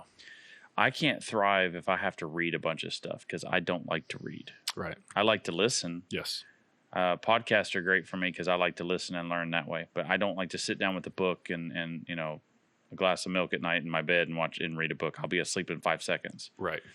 But you give me an interesting podcast or a documentary or something that I can watch and hear. Yes. I'm all over it, and I will watch it for hours. Yeah. But I just don't like reading. I think I'm the only guy who has a bachelor's degree in this world who never read a whole book in college. Like, I don't think I read a whole book in college. I read the parts I needed to read to get through what I needed to get through. I would say I might have beat you. I might have read less than I may or may not have read less than that. But to me, I learned, you know, everything I've learned, I think I've learned OJT. I've learned on the job.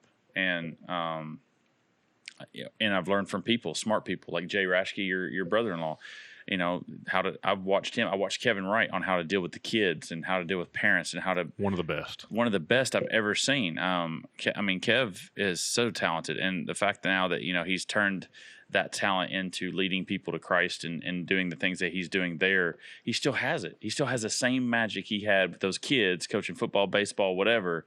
And he could do it with adults. I mean, he is such just a unique personality. Jay's another one that has a unique personality.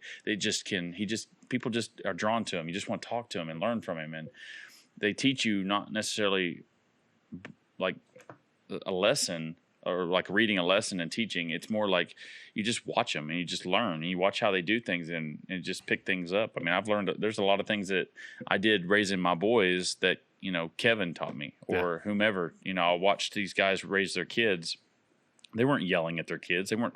Now, if one of the kids got out of control or out of the hand a little bit, they put them back in place. Had a little bit of a reset button. Right. But it wasn't ridiculous. And then once it's gone, it's over. Forget about it. The mistake's done. Yeah. Lesson learned. And then they push forward. I mean, and all that stuff can be translated to the work. I mean, we're all people, right? We're all humans. We all have the similar emotions and feelings and all that stuff. So a lot of that stuff, I mean, I would look for people like that when you're hiring. Look for people who have those life experiences, who've worked with, because those are challenging times. Those are challenging situations with parents that are mad at you or kids that have autism or their dad left them or whatever the case may be, and trying to reach those kids and get them to believe in themselves again and things like that. There's a lot of things you can learn from sports and life and different things like that, and it also can translate into the business world. Yeah, because I don't think there's one way to do business. I think there's so many different ways. God, I don't know what's wrong with this chair, but I'm about to fall out of it. That would be fun. That would not be fun. Anyway, so yeah, Kevin, I'm trying to think. I started playing for Kevin, I think when I was 6.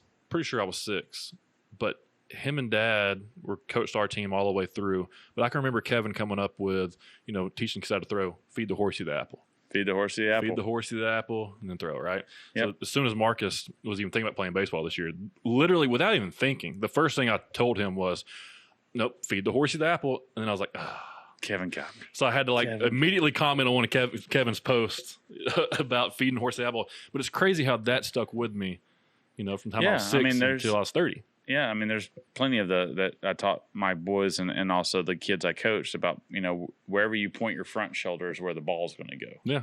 And because a lot of people try to throw with their body open instead of closing up, pointing that shoulder almost like a scope, and then that's where the ball's going to go. Right. Because I could pitch. That's the only reason why I made my high school team is because I could pitch. Right. Because I can't even run out of my own shadow most times, and I couldn't hit a curveball to save my life. I could hit a straight ball. I had a moment in middle school where I could hit the ball, and then somehow in high school I forgot how to hit a baseball. Right. But I could pitch, but the guy who taught me how to throw, the front shoulders, using your legs, the body, and how you do that, I've always been able to throw. I can throw hard, you know, pretty hard. My brother always like, man, you arm. I was like, well, it ain't there no more. But I mean, when I was in the military, I was always a quarterback. It wasn't because I was fast. It's because I could freaking throw the ball, you know, but because someone taught me how to really throw the ball. Right.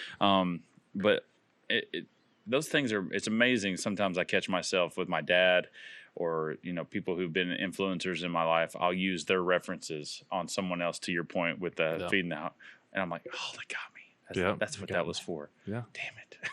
even Dad now, I love watching Dad with Marcus or just any of the kids. Like he'll kind of like stay back, but then he'll see something happen that he knows he can correct. And he can correct it. And he's going to jump right in there immediately. And he's like, it never fades. It never fades. Never fades. Once your dad, and your dad was a pretty amazing dad from the time I've known him, him and your mom both, but it's almost instinctual. Yeah. It's not that you know everything, but you just know how to fix that one situation. Like I got this. I got this one. Yep. So yeah, I think I do it. I do it with other people too. Sometimes they're like, I didn't ask you. Sorry, I was just trying to help. Yeah, I catch myself doing that. I'll insert my opinion maybe sometimes when nobody was asking for it, but it's like, well, just take it. If you don't use it, that's cool. But just take it. Right. Absolutely. So, it is what it is. But yeah, we're about to jump into the sales team, so I'm gonna figure that thing out. Be a little bit different role. We did that last year. We hired one guy, and it was like, this is your sales team. It's like, well, that's not. I don't think that. It's hard to have a manager for one person. It is, but you know what? That's a good jumping off experience. Try things out. See what works with him and not, and go from there. And then you have a number two, right? You'll have a number two guy that can be, gunner two, who's not, when you're not there, he's already learned from you, and he can help teach the other people, which makes your job easier. Yeah, that's true. And it was okay. It's hard to bring a salesman in during COVID and logistics. God, but, as long as it's again setting expectations. Right. What's really going to happen here? Because look, we're hindered by cost. We're hindered by the number of containers, number of trucks, this, and this cost going up. Setting the expectations. Yep. I think that's the success for anything like that. Yeah, I think so too. Yeah, the biggest thing you touched on is price. That's probably that's the next thing. The biggest rebuttal with logistics is, what's your price? Right. A lot of people just shop to see what the cheapest price is. And it works sometimes. Sometimes you get a good carrier, sometimes there's a theory there that you maybe you don't make as much money at first so that they can get used to you, and you build that rapport and you build that relationship. Yep. And then you all these streaming services that we have right now. Netflix, I don't know that I paid the same bill twice in the same 6 months. Like, it goes $17.27, then it's $17.87 or whatever the case may be, right? It's always changing, but I don't care because I love Netflix or I love whatever. Right. I'm not changing it. I'm not going to quit, but it is what it is. So I don't know. Maybe there's a strategy there if price is the number one competitor outside of the fact that you're not a truck owner company type thing. You're more of a brokerage. Maybe it's price. Maybe you sacrifice some profit at first to establish it, because the best way to prove yourself is by doing it. Yep, getting it picked up on time, delivering on time, and and then all the stuff that happens in between, all your follow-ups and checkups and things like that. So sometimes that can be a way. You sacrifice now so you can have later. I'd say that's probably the biggest strategy in logistics right now. That's what people do, but your big asset companies can afford to do that because they have the trucks that don't necessarily cost as much as a brokerage does. So what they'll do is they'll just take up a large amount of the volume, service it at a loss, and then expect to make it up on the back end. Yep. Lipsy did that with a few customers when they got started, and it really worked out for them. But I know for a fact there was a couple customers they lost money on for, call it a year or two, and then never made any money off of them. Well, I mean, it's a gamble. So it's a gamble. Right? It's a gamble. Sometimes the risk is worth the reward, though. Yeah, very much so. Like with my customer that we have now, I kind of did that at the beginning. I was like, I don't care if we make $50 a load, break even, whatever. Let's just get some loads moving. Right. And then I'll talk to him about how many loads he's moving in total, and then we'll try to get more percentage each month. And then I found out this guy is moving, on his own, a couple thousand loads a month. And I was like, oh, we're not even getting close to that. But now we get around, 500 to 600 of those. Nice. So, if we're getting 25% of his business, there's always room for growth there. If we can get 26, 27, 28, 30%. Every step is a step you're taking, So that's every step. Just trying to grow within. But anything else? I don't know, man. This is your show. What else you want to talk about? I can talk about anything and everything. I know we can. I just Where are we at now? Are we about an hour and a half in? We're an hour and 20. Ethan's telling us to Are we doing get out of here? Is that what this is? What is this? No. Y'all can keep going. Oh, we can. Does this keep going? That means this means keep going. Stretch it out. This means hurry up. So have we saved different spots of this already? Is that? If you guys want to cut and come back, and we're back. And we're back. Yeah. Oh, so you're good no matter what. Yeah, we're good. Okay, so we've been testing it out in case. Yeah. So you've already saved that first part. Yeah. Oh, We're good. We're So look at golden. that. So, now we can just talk about whatever. Now we can talk Yeah. about whatever. Let's go Yeah. for it. We're solving the world's problems. We're an hour and 18 the first half, so this is the second half. Let me check my phone, make sure I don't have to be anywhere. Tia's Right. like, get your ass home. Well, Right. she has to work tonight, so Marcus is somewhere. He's Oh no. he's running around. But yeah, man. So I mean, we can talk about some more things, or we can get out of here. Whatever you want It's to up do. to y'all, man. We've got college football coming up. I know we talked a lot about college football the last time about these kids getting paid and stuff. That's a lot of ranting. Yeah. It is a lot of ranting, but I think that I just hope they don't screw up college football. And that was my biggest arching Yeah. thought process last time, because bless it. I mean, all the crap that we got to deal with in this world, that from September 1st till end of January is just everything's right in the world. Yeah. That Saturday, that Monday night games, the Thursday night games, the max on like Tuesdays and Wednesdays. I'll watch all that stuff. I Yeah. love college football. I love the fact that they put the max on Mondays and Tuesdays, or Tuesday, Wednesday, whatever it is. Yes, I do. I love one. It gives them exposure, right? They get the Sure. exposure, because some of those guys can go pro. Some of those guys might do whatever. But it's also entertaining, because those guys are the ones that are probably not going to the next level. Right. Your Alabamas and Tennessees and Georgias and those. Sure. A lot of those guys are, if they're not getting drafted, they're getting walked on, Right. and at least getting their shot. Yeah. But some of those schools, they're not even getting a walk on or a shot. They're going to end up doing whatever. They'll end up doing logistics or selling bikes one day, Yeah, right? Because right. their praying career is over. But the passion that those guys have, because they don't, their future is whatever their degree's in or whatever they've got going Yeah. outside of that. But they love football. Well, another thing that happens to those guys kind of happened to me a little bit, not even at the top level, but you reach such a high level of athletic competition, and everybody telling you you're so good and thanks for doing all this, such a hard worker and all these things. You're so popular within school. You can go to a party, everybody knows you. Walk down campus, everybody knows you. You go into a classroom, they say your name, and everybody kind of looks back. Everybody, that type of feeling. Right. To you graduate, and now your entire identity. You went right to the bottom. It's like going from 8th grade to high school, Yeah. or even more so. But like when you're a freshman. Yeah. Last year, I was a big dog, man. I was running the middle school. Now I'm nothing. Yeah. Right. So how do you react to that? And a lot of guys don't react very well to it. A lot of my teammates that I had in college, they're kind of doing the same thing. Yeah. Which is nothing, Right. It's It's partying. They make a couple bucks. They spend it on the weekend, chasing girls, drinking, whatever they do. hanging out with the guys that kind of per se made it, being part of the entourage, being a groupie, Sure.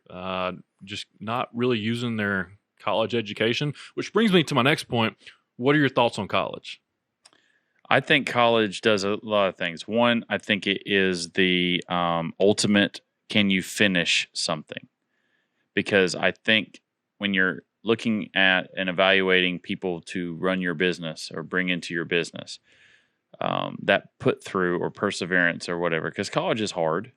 And college is one of those, it's not like high school where your parents are going, why are you not at school or whatever. College is, I remember my first day at college, the guy goes, I already got your money. I don't care if you come to class.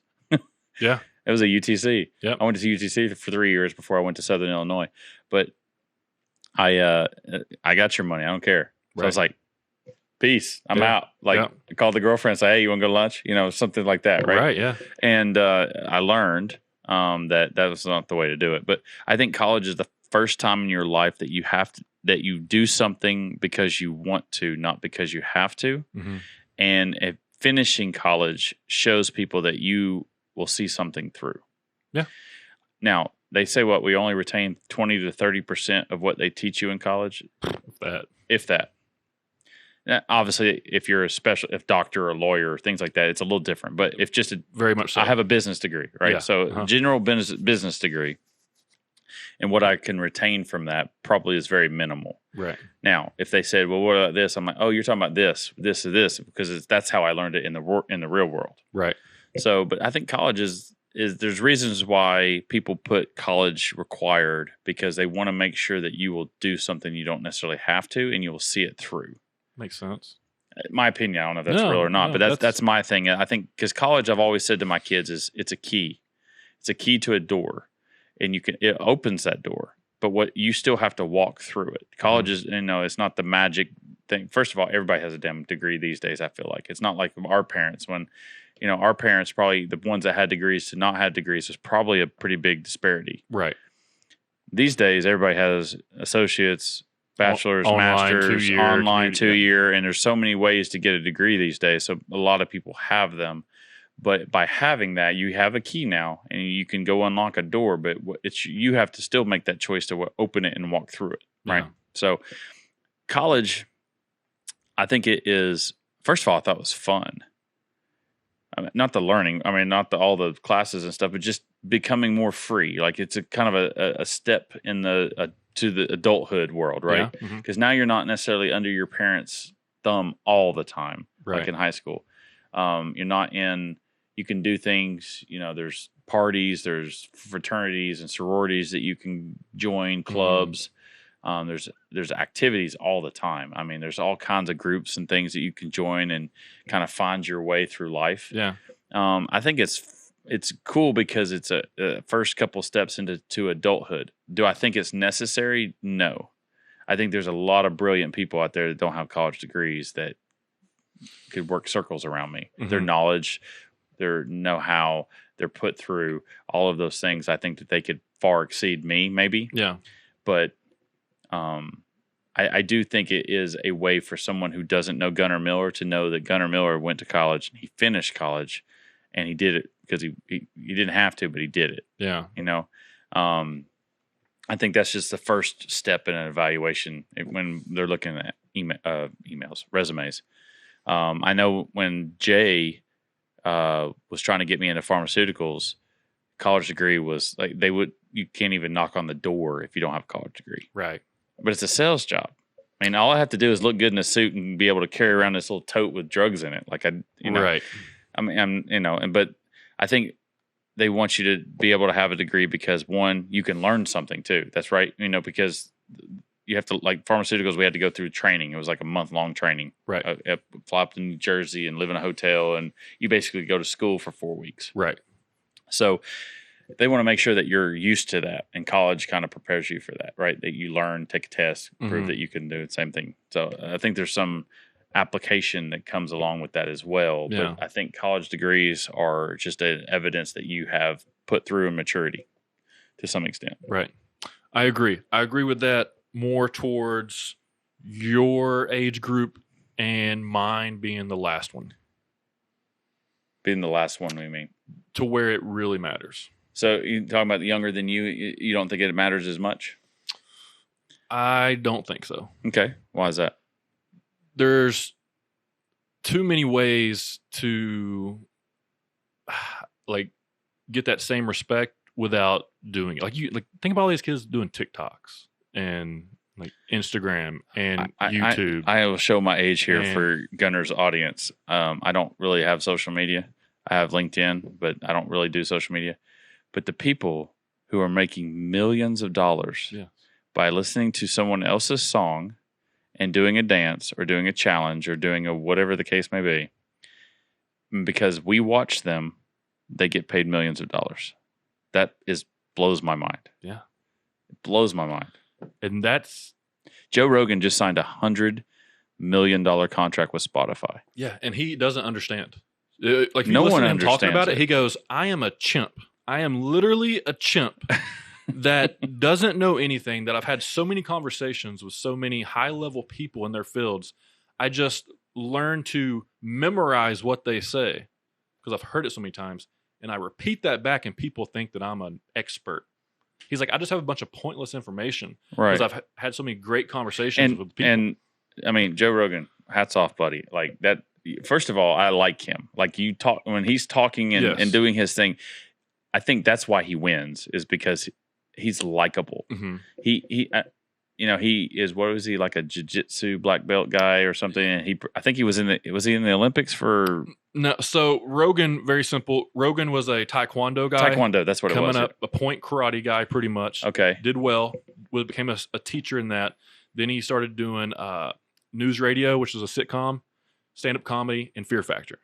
And then with that money, he was like, I got FU money now. So I'm just going to start a podcast, like when Ustream was a thing. Not even YouTube. It was called Ustream, like Justin TV or something like that. Okay. And then he was getting like 500 viewers a show. And see, that just proves he's not a chimp, because he did all that, and all he was a guy that knew karate. Yeah. So he's brilliant. He may not be Bill Gates, or he may not be or what he considers Bill Gates, but to do what he's done, all just because he knew a martial art, that's pretty brilliant to me. Mm-hmm. Plus, he's just likable. Like, he's funny. He's likable. You care what he thinks of whoever he's interviewing because you respect his opinion. Sure.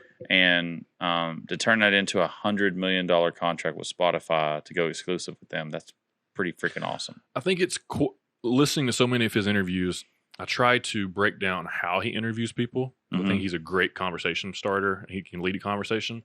But the biggest thing with him is he just listens. He lets people talk, and he's not set in a certain way.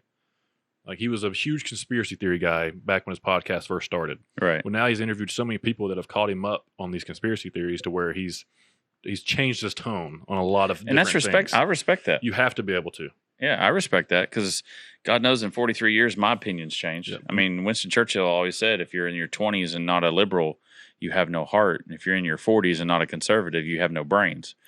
Right? Right. That's Winston Churchill. And I love look up some of his innuisms. I love his about the woman that came up to him at a really exclusive party. And it was, a queen of something. And she's like, Winston Churchill, you're a drunk. And he said, yes, ma'am, I am. And tomorrow I'll be sober, but you'll still be ugly. That's pretty good. But, I mean, there is something too, as you get older, changing. Sure. I used to want to save the world. Everybody did when they were young.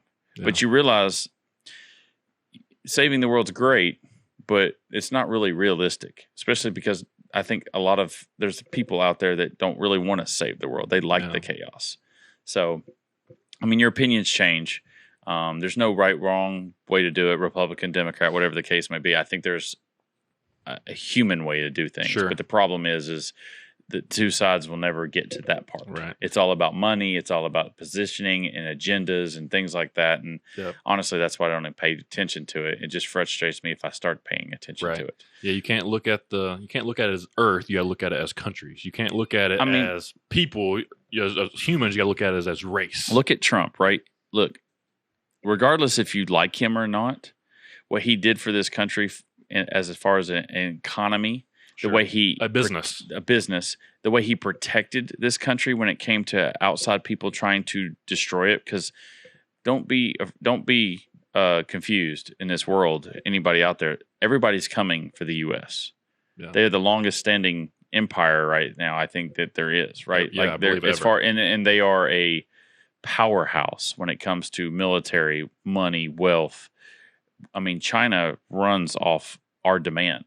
There's a lot of countries that run off our demand. Right. And the things that he did to protect the country and drive money and get people jobs and do all that. Now, look, he even said things that made me cringe. Like, it's like, come on, man. Like a bad comedian. Yeah, it's like, come on, man. Like, you're the prez. Like, if you're the president of the United States, there's just certain things. You know what? You can say it while you're sipping on some bourbon with your buddies, but don't say it in front of CNN or whomever. Yeah. But I mean, whether you like him or whether you like Biden or whatever, I really feel like the country just voted non-Trump. They didn't really vote for Biden. I think they just voted non-Trump. Yeah. But I think if we could ever get to a point, which we never probably will, but just voting human and actually trying to make a difference, I don't mind people coming into this country. But when you come to this country, pay your taxes, do your part, and be like the rest of us. And then American dream is yours, man. Do it. Yeah. Thrive. I mean, that's what America is about. Mm-hmm. Just do it the right way. Yeah, like everybody else. Anyway, we won't go there because that'll take us down a whole rabbit hole. But anyway, I just think that to your point with the no more college degrees, because of so many access to making money in alternative ways. Mm-hmm. I was driving here and I'm starving, by the way, because I just got off the golf course. I told you that, and I've been sweating all day and I haven't eaten since noon. Yeah. And I'm like you, probably, if you don't eat every 3 to 4 hours, something, you get hangry. But every fast food, every restaurant, every service industry between where I was and where you are now hiring. Yes. $10 to $14 an hour at McDonald's. Yeah. $14 an hour. With benefits, with vacations, yes, everything. It's a career now. Everything. Because they can't find people to work. And they're not going to. Because people can go home and make money on TikTok. Sure. Or they think they can. Not everybody is. And there's a bunch of people playing I think I can do this game. Correct. I'm holding out. I'm going to make it. Just I keep doing these videos. I'm going to make it. Well, I mean, I think that the country should help people in time of need. But when does that end? Because right now, I think people make more money sitting at home than they do going out and getting a job in the service industry. Well, or something like that. I don't know if you watched the town. Did you watch the town hall the other night with Biden at all? No, I didn't watch a lot of it, but I turned it in. One of the questions was about, unemployment, stuff like that. And he said unemployment right now is that people are looking to hire is good. That we gave this assistance to them, and they can sit at home and kind of sit around and wait and pick what they want to do. And it was a restaurant owner that asked the question, like, how do I find employees? And Biden looked at him and goes, well, the first thing you got to do is start paying them $15 an hour plus tips. What do you want? Okay, so that steak already costs $50 at a high-end restaurant. Now you want to pay them $15 an hour plus tips? Okay, well, now every steak just became a Ruth Chris steak. Every single one of them. Containers are $9,000 a piece. That means that your trucks are more expensive, which means my bikes have to be more expensive. Yes, I agree. We need to get in a position to try to, first of all, people have to realize that nothing's given to you. So for $15 an hour, you're going to flip a burger at McDonald's. And get my order wrong. And get my order wrong. Yeah. I said ketchup only. Ketchup only. And you can't go and make a service industry job make as much as, because that's over $30,000 a year. There's 2,080 hours in a year that you would work. Times that 15, that's over $30,000 a year, which was you and I's first job out of college with bachelor's degrees. Yes. Now flipping burgers at McDonald's. Yeah. That means a McDonald's cheeseburger will be $6 to $7 or $8 probably by the end of the day. Yeah. And I would assume they're probably putting, programs in place to where, if you work X amount of years, now you can become head fry cook or you can become head register. And there's nothing wrong with those jobs, man. I admire those folks because they work harder than I do. Yes, and you got to have them. And you got to have them though. But if you raise those prices, why don't we work on lowering the cost of life versus raising what we're going to pay people, which is only going to just do this instead of trying to make them come together. All we're doing is pushing it. It's just getting higher. There's got to be a way to do this. We got to bring them together. You got to bring up how much you're paying people and how much it costs for people to live and get those closer together. Because if you just make a cheeseburger $10, I'm going to stop going to McDonald's. I'm going to go to the grocery store and we'll just make cheeseburgers that way. Right. You know what I mean? Yeah. Because it's going to be the convenience. McDonald's and all those things make money like they do because the convenience outweighs the cost. Yes. But if you make the cost outweigh the convenience, we're all going to go back home grilling. Right. On our Traegers or whatever the case may be. Well, it's like DoorDash. You ever use that? Yes. Okay, so DoorDash. I love it. It's the worst thing that's ever happened to me. I agree. Because first of all, the food sucks. The fries suck. All the food is because it's been sitting in some dude's car for 20 minutes. Yes. Yeah. So, and the things on the menu already cost more. Plus, that's what people don't realize. And I told my family this one time. It's the same price. Because I paid the $9.99 to not pay the I do too. Okay. So they were like, well, we pay the $9.99 a month, so it's not more. I'm like, look at those prices when you order a Chick-fil-A sandwich. It's almost 50% higher. Yes. At least. Yeah. And then the fries, and then we order it's like $80 to order Chick-fil-A for a family of 5 through DoorDash. Yeah. $80. Yeah, and go down and get it. Go down and get it. It's probably $30. Sure. $40, something like that. I don't know. It depends on item to item, but you know what I mean. But how convenient is it? Oh my God, dude. When I get home and I don't want to go back out and this and this, I do it. Here's my thing. I can get home, Marcus home, get him showered, ready.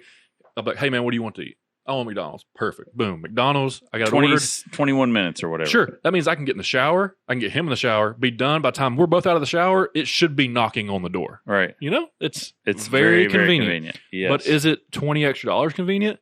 7 days a week? I don't know. Some days. Some days it is. But not every day, man. So I mean, it's a cool service, but they definitely jack the prices up. Yeah. Because they are making Chick-fil-A has to have their. I'm just using Chick-fil-A as a reference, but Chick-fil-A has to get their money for their sandwich because they have their profit margin, right? Yep. Well, then DoorDash has to make some money because they're only charging us $9 a month, and they're waiving the $12 a delivery fee. Yeah. So that $12 has got to be made up somewhere else. Yep. Because they're not just going to sacrifice it. Sure. So that money's going to go somewhere else, and that money goes on top of the food. Well, and these, what are they called? Micro payments now. Everyone's going to micro payments, the monthly payments. And think about all the people, kind of like a gym membership, that buy the DoorDash $9.99 and don't even use it. Or you have Disney, Hulu, Netflix, Prime, Paramount, yes, Peacock. Yes. I have all of that. I have them all too. I have all of that. And you know how many times I might go through a Hulu month. I might do a Netflix month. You know, it's just I think Netflix is overrated. You know what I like? I like Prime and I like Paramount Plus. So yeah, I have Paramount Plus within Prime. Yep, like that, and you know the Showtime, like sure, the main channels. Prime is probably my favorite right now as well. Prime's my favorite because you know what? Yes, they have all the movies that are free like Netflix. Mm-hmm. But then if I just in my head go, I want to watch Caddyshack right now. I can type in Caddyshack into Prime and pay like $3 and watch it. Yeah.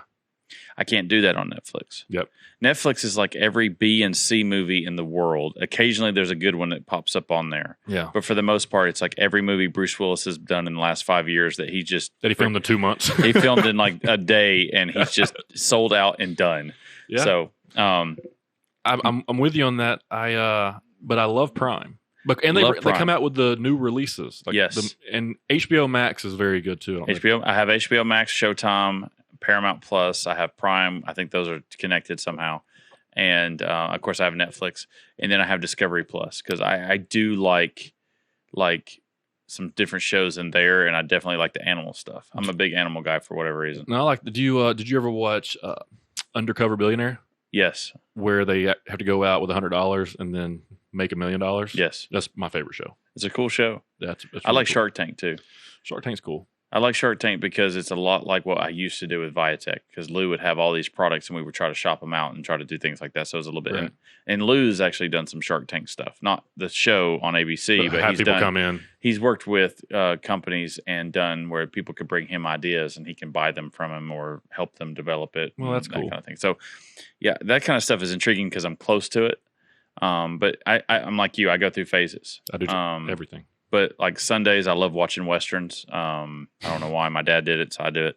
I love all the Clint Eastwood stuff. And sometimes I like to watch the old movies. Sometimes I like just to watch mindless action. Like John Wick, if I've had a bad day, John Wick does wonders for me because I don't have to think. I don't have to do anything. I just watch him kick the out of everybody in a damn movie. You know what I mean? And shoot him in the head. Right. So those kind of movies are great because I don't have to think. I can relax. It's almost like a decompression. Yes. Even though as intense as that movie is, Right. it's actually decompressing for me because I'm not thinking. Yeah. I'm not doing anything. I just do. I just watch. Yeah. So, but Prime is underrated. Prime is, I mean, and it's one price, and I get all my packages in 2 days. I get all those movies. I get music. I get Paramount and all those other things. I mean, it's honestly the best platform. Again, Jeff Bezos wins. So if you had to get rid of all your streaming and Right. have one, you'd Amazon go Prime. Amazon Prime, hands down, because I literally can type in any movie, and all those new releases that are on HBO Max and all that, they're also on Prime. Yep. You just have to pay for them. Right. It's $19. Yeah. But if I take my family to the movie, I'm paying more than $19. Way more than $19. Yeah, I got the AMC premiere. Like that's my guilty pleasure. I love the movie theater. Me too. I'm with you on that. I'll give you a tater on that one. I love movie theaters. I like to go once a week. Like that. Like if I could go a couple times a week, that's what I would do.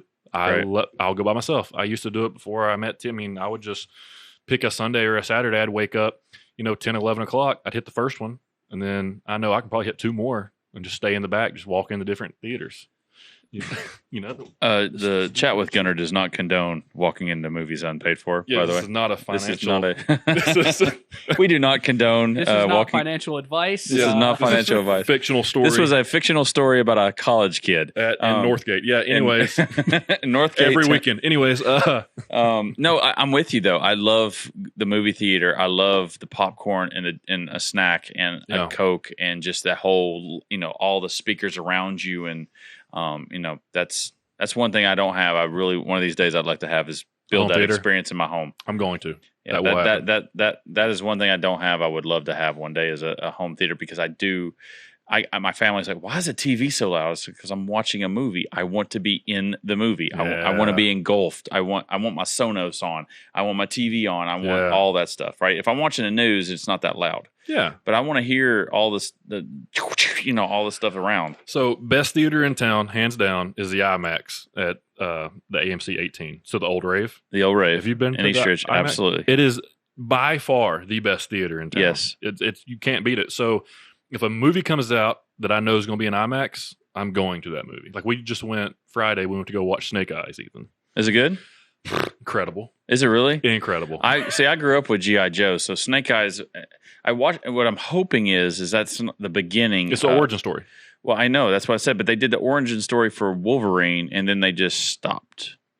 They didn't do anybody else. Gotcha. Well, yeah. So if you're going to do Snake Eyes, are you going to do Storm Shadow, which I probably was in the movie because that's his brother or his something, right? Yeah. So, spoiler alert. Yeah, you comic book nerds. Well, yeah, well, I'm 43 and I watch the cartoon, so I I have some base knowledge of G.I. Joe. Yeah, but it's huge then. But I hope that they do, all of the characters. Or the main characters, Duke and whomever else, right? I always liked the guy that had the football jersey that was ripped. Was it Bazooka? Who was it, Ethan?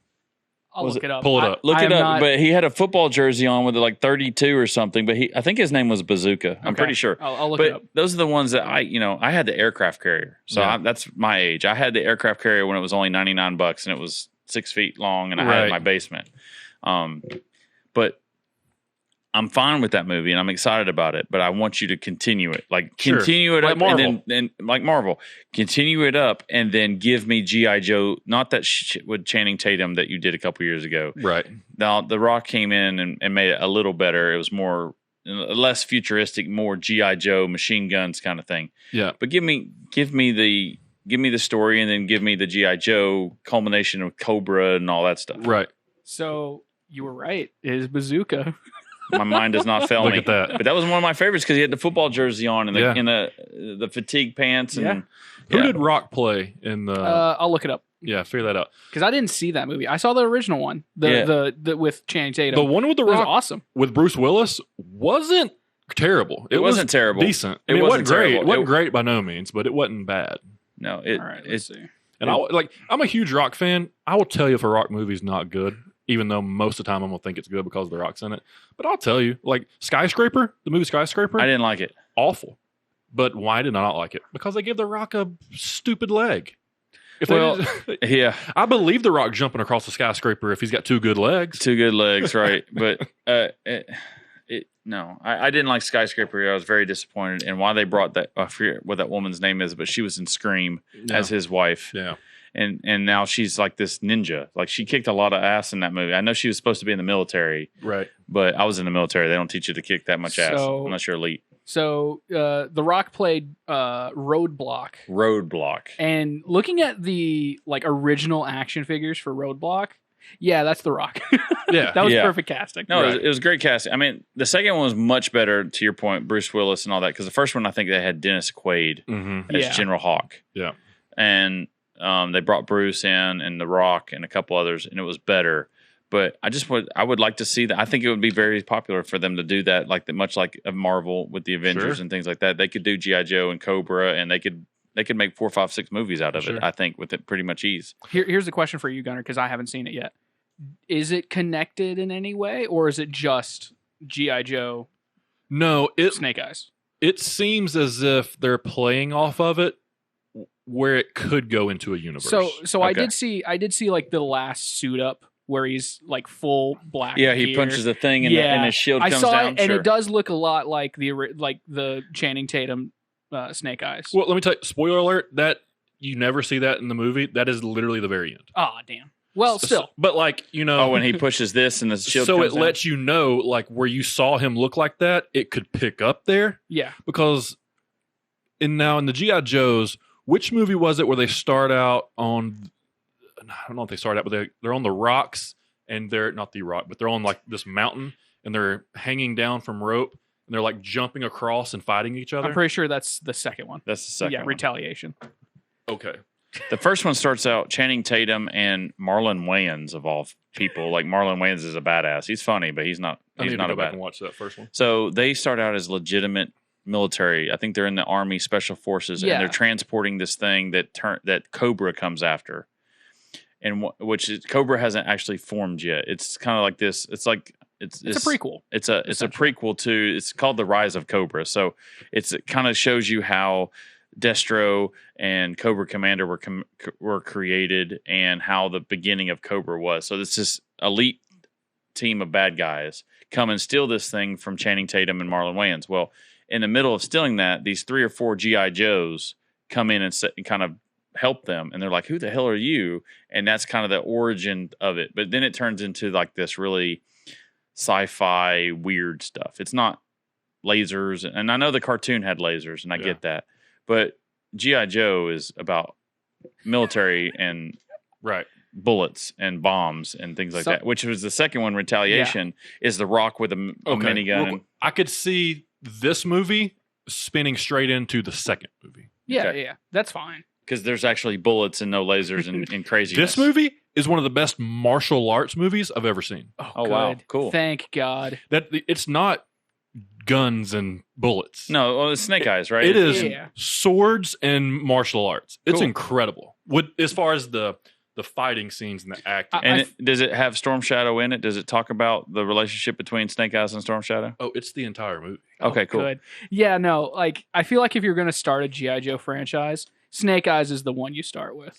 Yeah, I mean, I think he's probably the most popular because of just how cool he is. Oh yeah. Now, in the original G.I. Joes and all that, Snake Eyes never talks. And I've seen the previews and he's talking. And don't spoiler alert, but I mean, does it tie into that some with the not speaking anymore thing? Doesn't say. There's zero non-speaking. Zero non-speaking. Okay. Because in the movies, with them, he doesn't talk. Yeah, and it goes into the backstory in those movies. So, okay, I don't know much. I need to get into my G.I. Joe. So tell me what you guys know about the origin of Snake Eyes. From the cartoons, the comics. It doesn't go into it. Snake Eyes, the cartoons and stuff. I didn't do the comic books. Now, are you the comic book guy? No. Okay, because I never did the well, not G.I. Joe maybe. Yeah, I didn't do comic books. I watched the Saturday Morton cartoons for 30 minutes. Right, so it never talked about origins or anything like that. It was just G.I. Joe, Cobra, attack kind of thing. And my backstory with G.I. Joe is those 2 movies and any research I've done otherwise. Okay. Essentially, he's supposed to be like an orphan. He gets picked up by a monastery. Monastery trains him to be a ninja. And eventually Storm Shadow kills their master. And Snake Eyes decides, I'm going to have a vow of silence until I kill Storm Shadow. Cool. None of that happens in this movie. Cool. Great. But well, that means it's a new movie. We don't know what's going to happen. Yeah, and it's going to be fantastic. All right. So I can this is not a spoiler because it's first scene.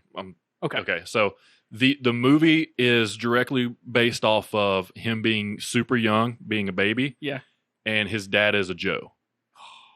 So you've got the two biggest Japanese mafias. So it's like the Zuka and Yakuza. Yeah. Okay. Yeah. Whatever these things are. I got you. Any of those things. It's those 2 mafias trying to recruit him to join their team as their muscle.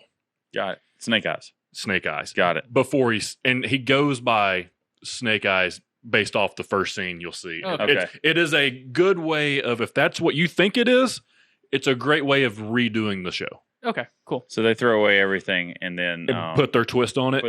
And make it to where it could be fantastic for modern day.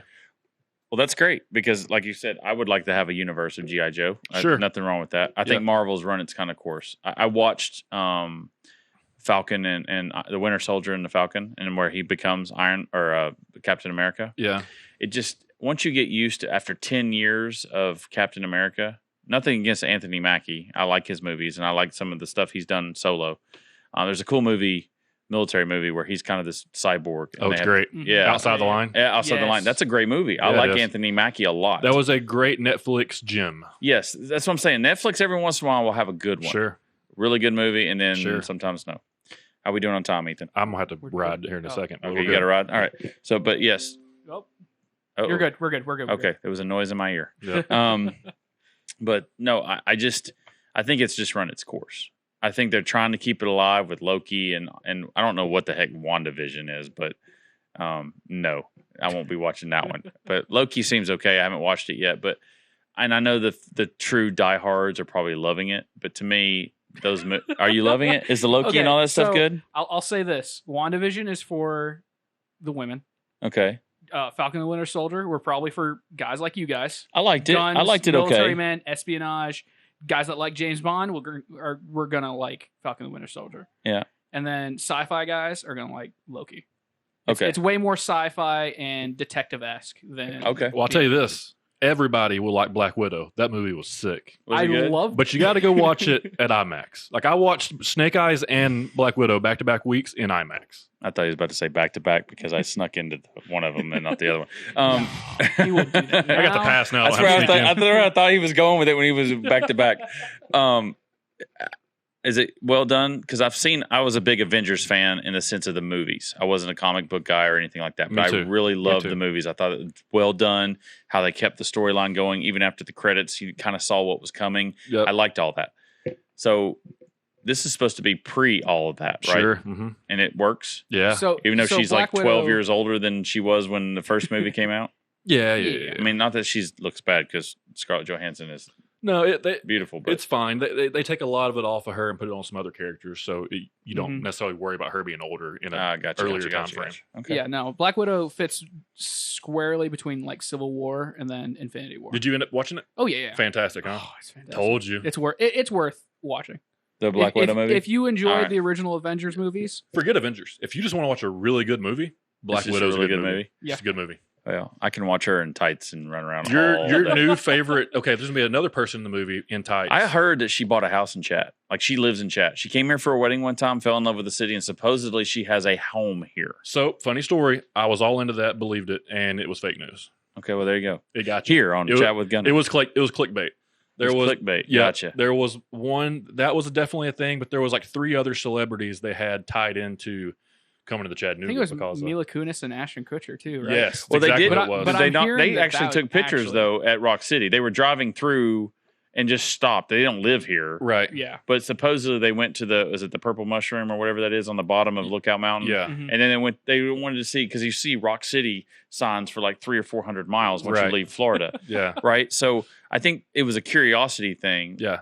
and I think that actually happened. They don't live here, but Right. they just like, oh, what's this thing? I Right? believe so. The Scarlett Johansson thing was coming out around the same time as a bunch of people were pushing like small business needs to come to Chattanooga. The 4 gig city needs to get like the best Oh, yeah. internet, and they were saying it was even so good that celebrities are leaving Hollywood to come to Chattanooga. Hence Scarlett Johansson. Hmm. But she was in town. They did a film festival for a movie that was filmed in downtown Chattanooga that she was in. Got And it. it was like, I filmed this movie in Chattanooga, something along those lines. See if you can figure that out, Ethan. But Okay. there was some type of a film festival that a movie premiered down at the Majestic downtown. Right. Something along those lines. Sure.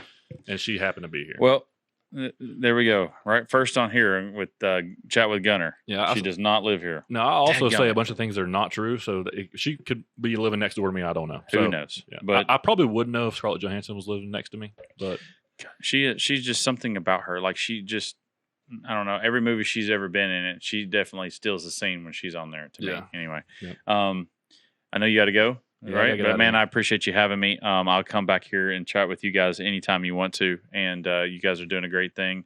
My dad called me when I left the other day, and I was like, "Man, you wouldn't believe what happened." Blah blah blah. He goes, "So how do I subscribe?" So now Dick Baumunk is a subscriber to Chat with Gunner. look at that. So you picked up 2 subscribers just by having me on here. Pretty much the entire Echelon team should be subscribers. I I'm think. working on that. You know So, what I'm but it saying? was funny. He wanted to support you. He thinks the world of you. Sinjin is the one that got us to that golf tournament for Adam. Yep. And he just thinks Sinjin set the world on fire. He just thinks that he's a super new dude. Like he walked by me. He said he walked by him the other day, and Sinjin was on the weight, and he goes, "Dad goes 225," and Sinjin goes, "Yeah, right." So he's lost a bunch of weight, obviously, has. from when he played, Yeah. which you guys all have, right? Sure. Because you don't carry that football weight. Right. But I mean, everybody to do with that Adam Miller thing was amazing. That Yeah. whole tournament was well done, man. Good job. That's a good thing to do. And we're going to do it each year, I believe, up until his kids turn 18, because that money goes directly to The children. family, That's yes. awesome. Got to meet his wife, which was Yep. cool. She was very sweet. But thank you for having me. Anytime I can be on here, let me know. Absolutely. And, appreciate Ethan for bringing me back because the thing crashed. Yeah. That show was pretty damn good. It though, was. I will say. I'm gonna say Solid this show. show was good, but it wasn't as good as Thursday. It wasn't as good as Thursday. It's hard. I told you. I said I'll come back, but I don't know if we can replicate that. Right. You know, but I'd be happy to come back many times you want. We'll make them all work. Well, But, I'd love to maybe try to get you in at least a couple times a year, maybe once a quarter or something like that. When Just you're kinda just catch up. shorthanded and you need just a guest to throw on here to talk about whatever, I'll be happy to do it. I love We can it. talk sales, fitness, whatever. And just so you guys know, I've challenged Guns to. I'm going to be the first client of his gym to transform me from fatty dad bod to something else. So I'm going to be the first paying customer to the Gunner Yep. Miller Gym, whatever he ends up calling that thing one day. So That's right. We've always said he was gonna make a fitness plan, and I Yeah. was gonna be the first success story. Of, Oh, is that what the I'm? Gunner Is that Miller what I'm fitness waiting plan. for? Well, the people's captains. Maybe we'll just Fitness give you both a plan, then we'll let it be a challenge. Yeah, Absolutely. we can come back on here and I'll take my shirt off. If your plan works, I'll take my shirt off and show them the before and after. All right, let's do We'll it. do that like let's that do thing that. I sent you the other day from Chris Pratt. Yep. I sent him a picture of Chris Pratt, like from was the Office. No, he was from Parks and Rec. Parks and Rec. I sent him a picture of that, and then I sent him a picture of right before he filmed Guardians of the Galaxy. I Dude, said, I that is need you to turn massive- this into that. Is what I Yes. need you to do. So I'll show We you can what do I it. sent him before the show because it's around the same thing. yeah, I mean, listen, Cool. I love you guys. You want to look like Bruce Lee and you want to look like Chris Pratt in his best shape. We'll get you there. It's going to take some time, all right? I just don't want to look like what I do now. We're okay. It's going to take some Exactly. time. If we okay? could just meet somewhere in the middle, I'll be happy. So exactly. appreciate your time, Guns, and dude. appreciate you. Wish you all the luck in the world. Anything I can do for you, man, I'd be happy to help. I appreciate it, man. All right, man. Take All care. right, guys. So go subscribe. Like I said, remember, it's the easiest thing to do. Go to YouTube, subscribe, hit the bell notification, go to comments, leave a comment. Facebook page will be up soon. It's already created. You can go on there and subscribe if you want to. I just haven't pushed it at all. We're going to do that after we hit 1,000 subscribers on YouTube.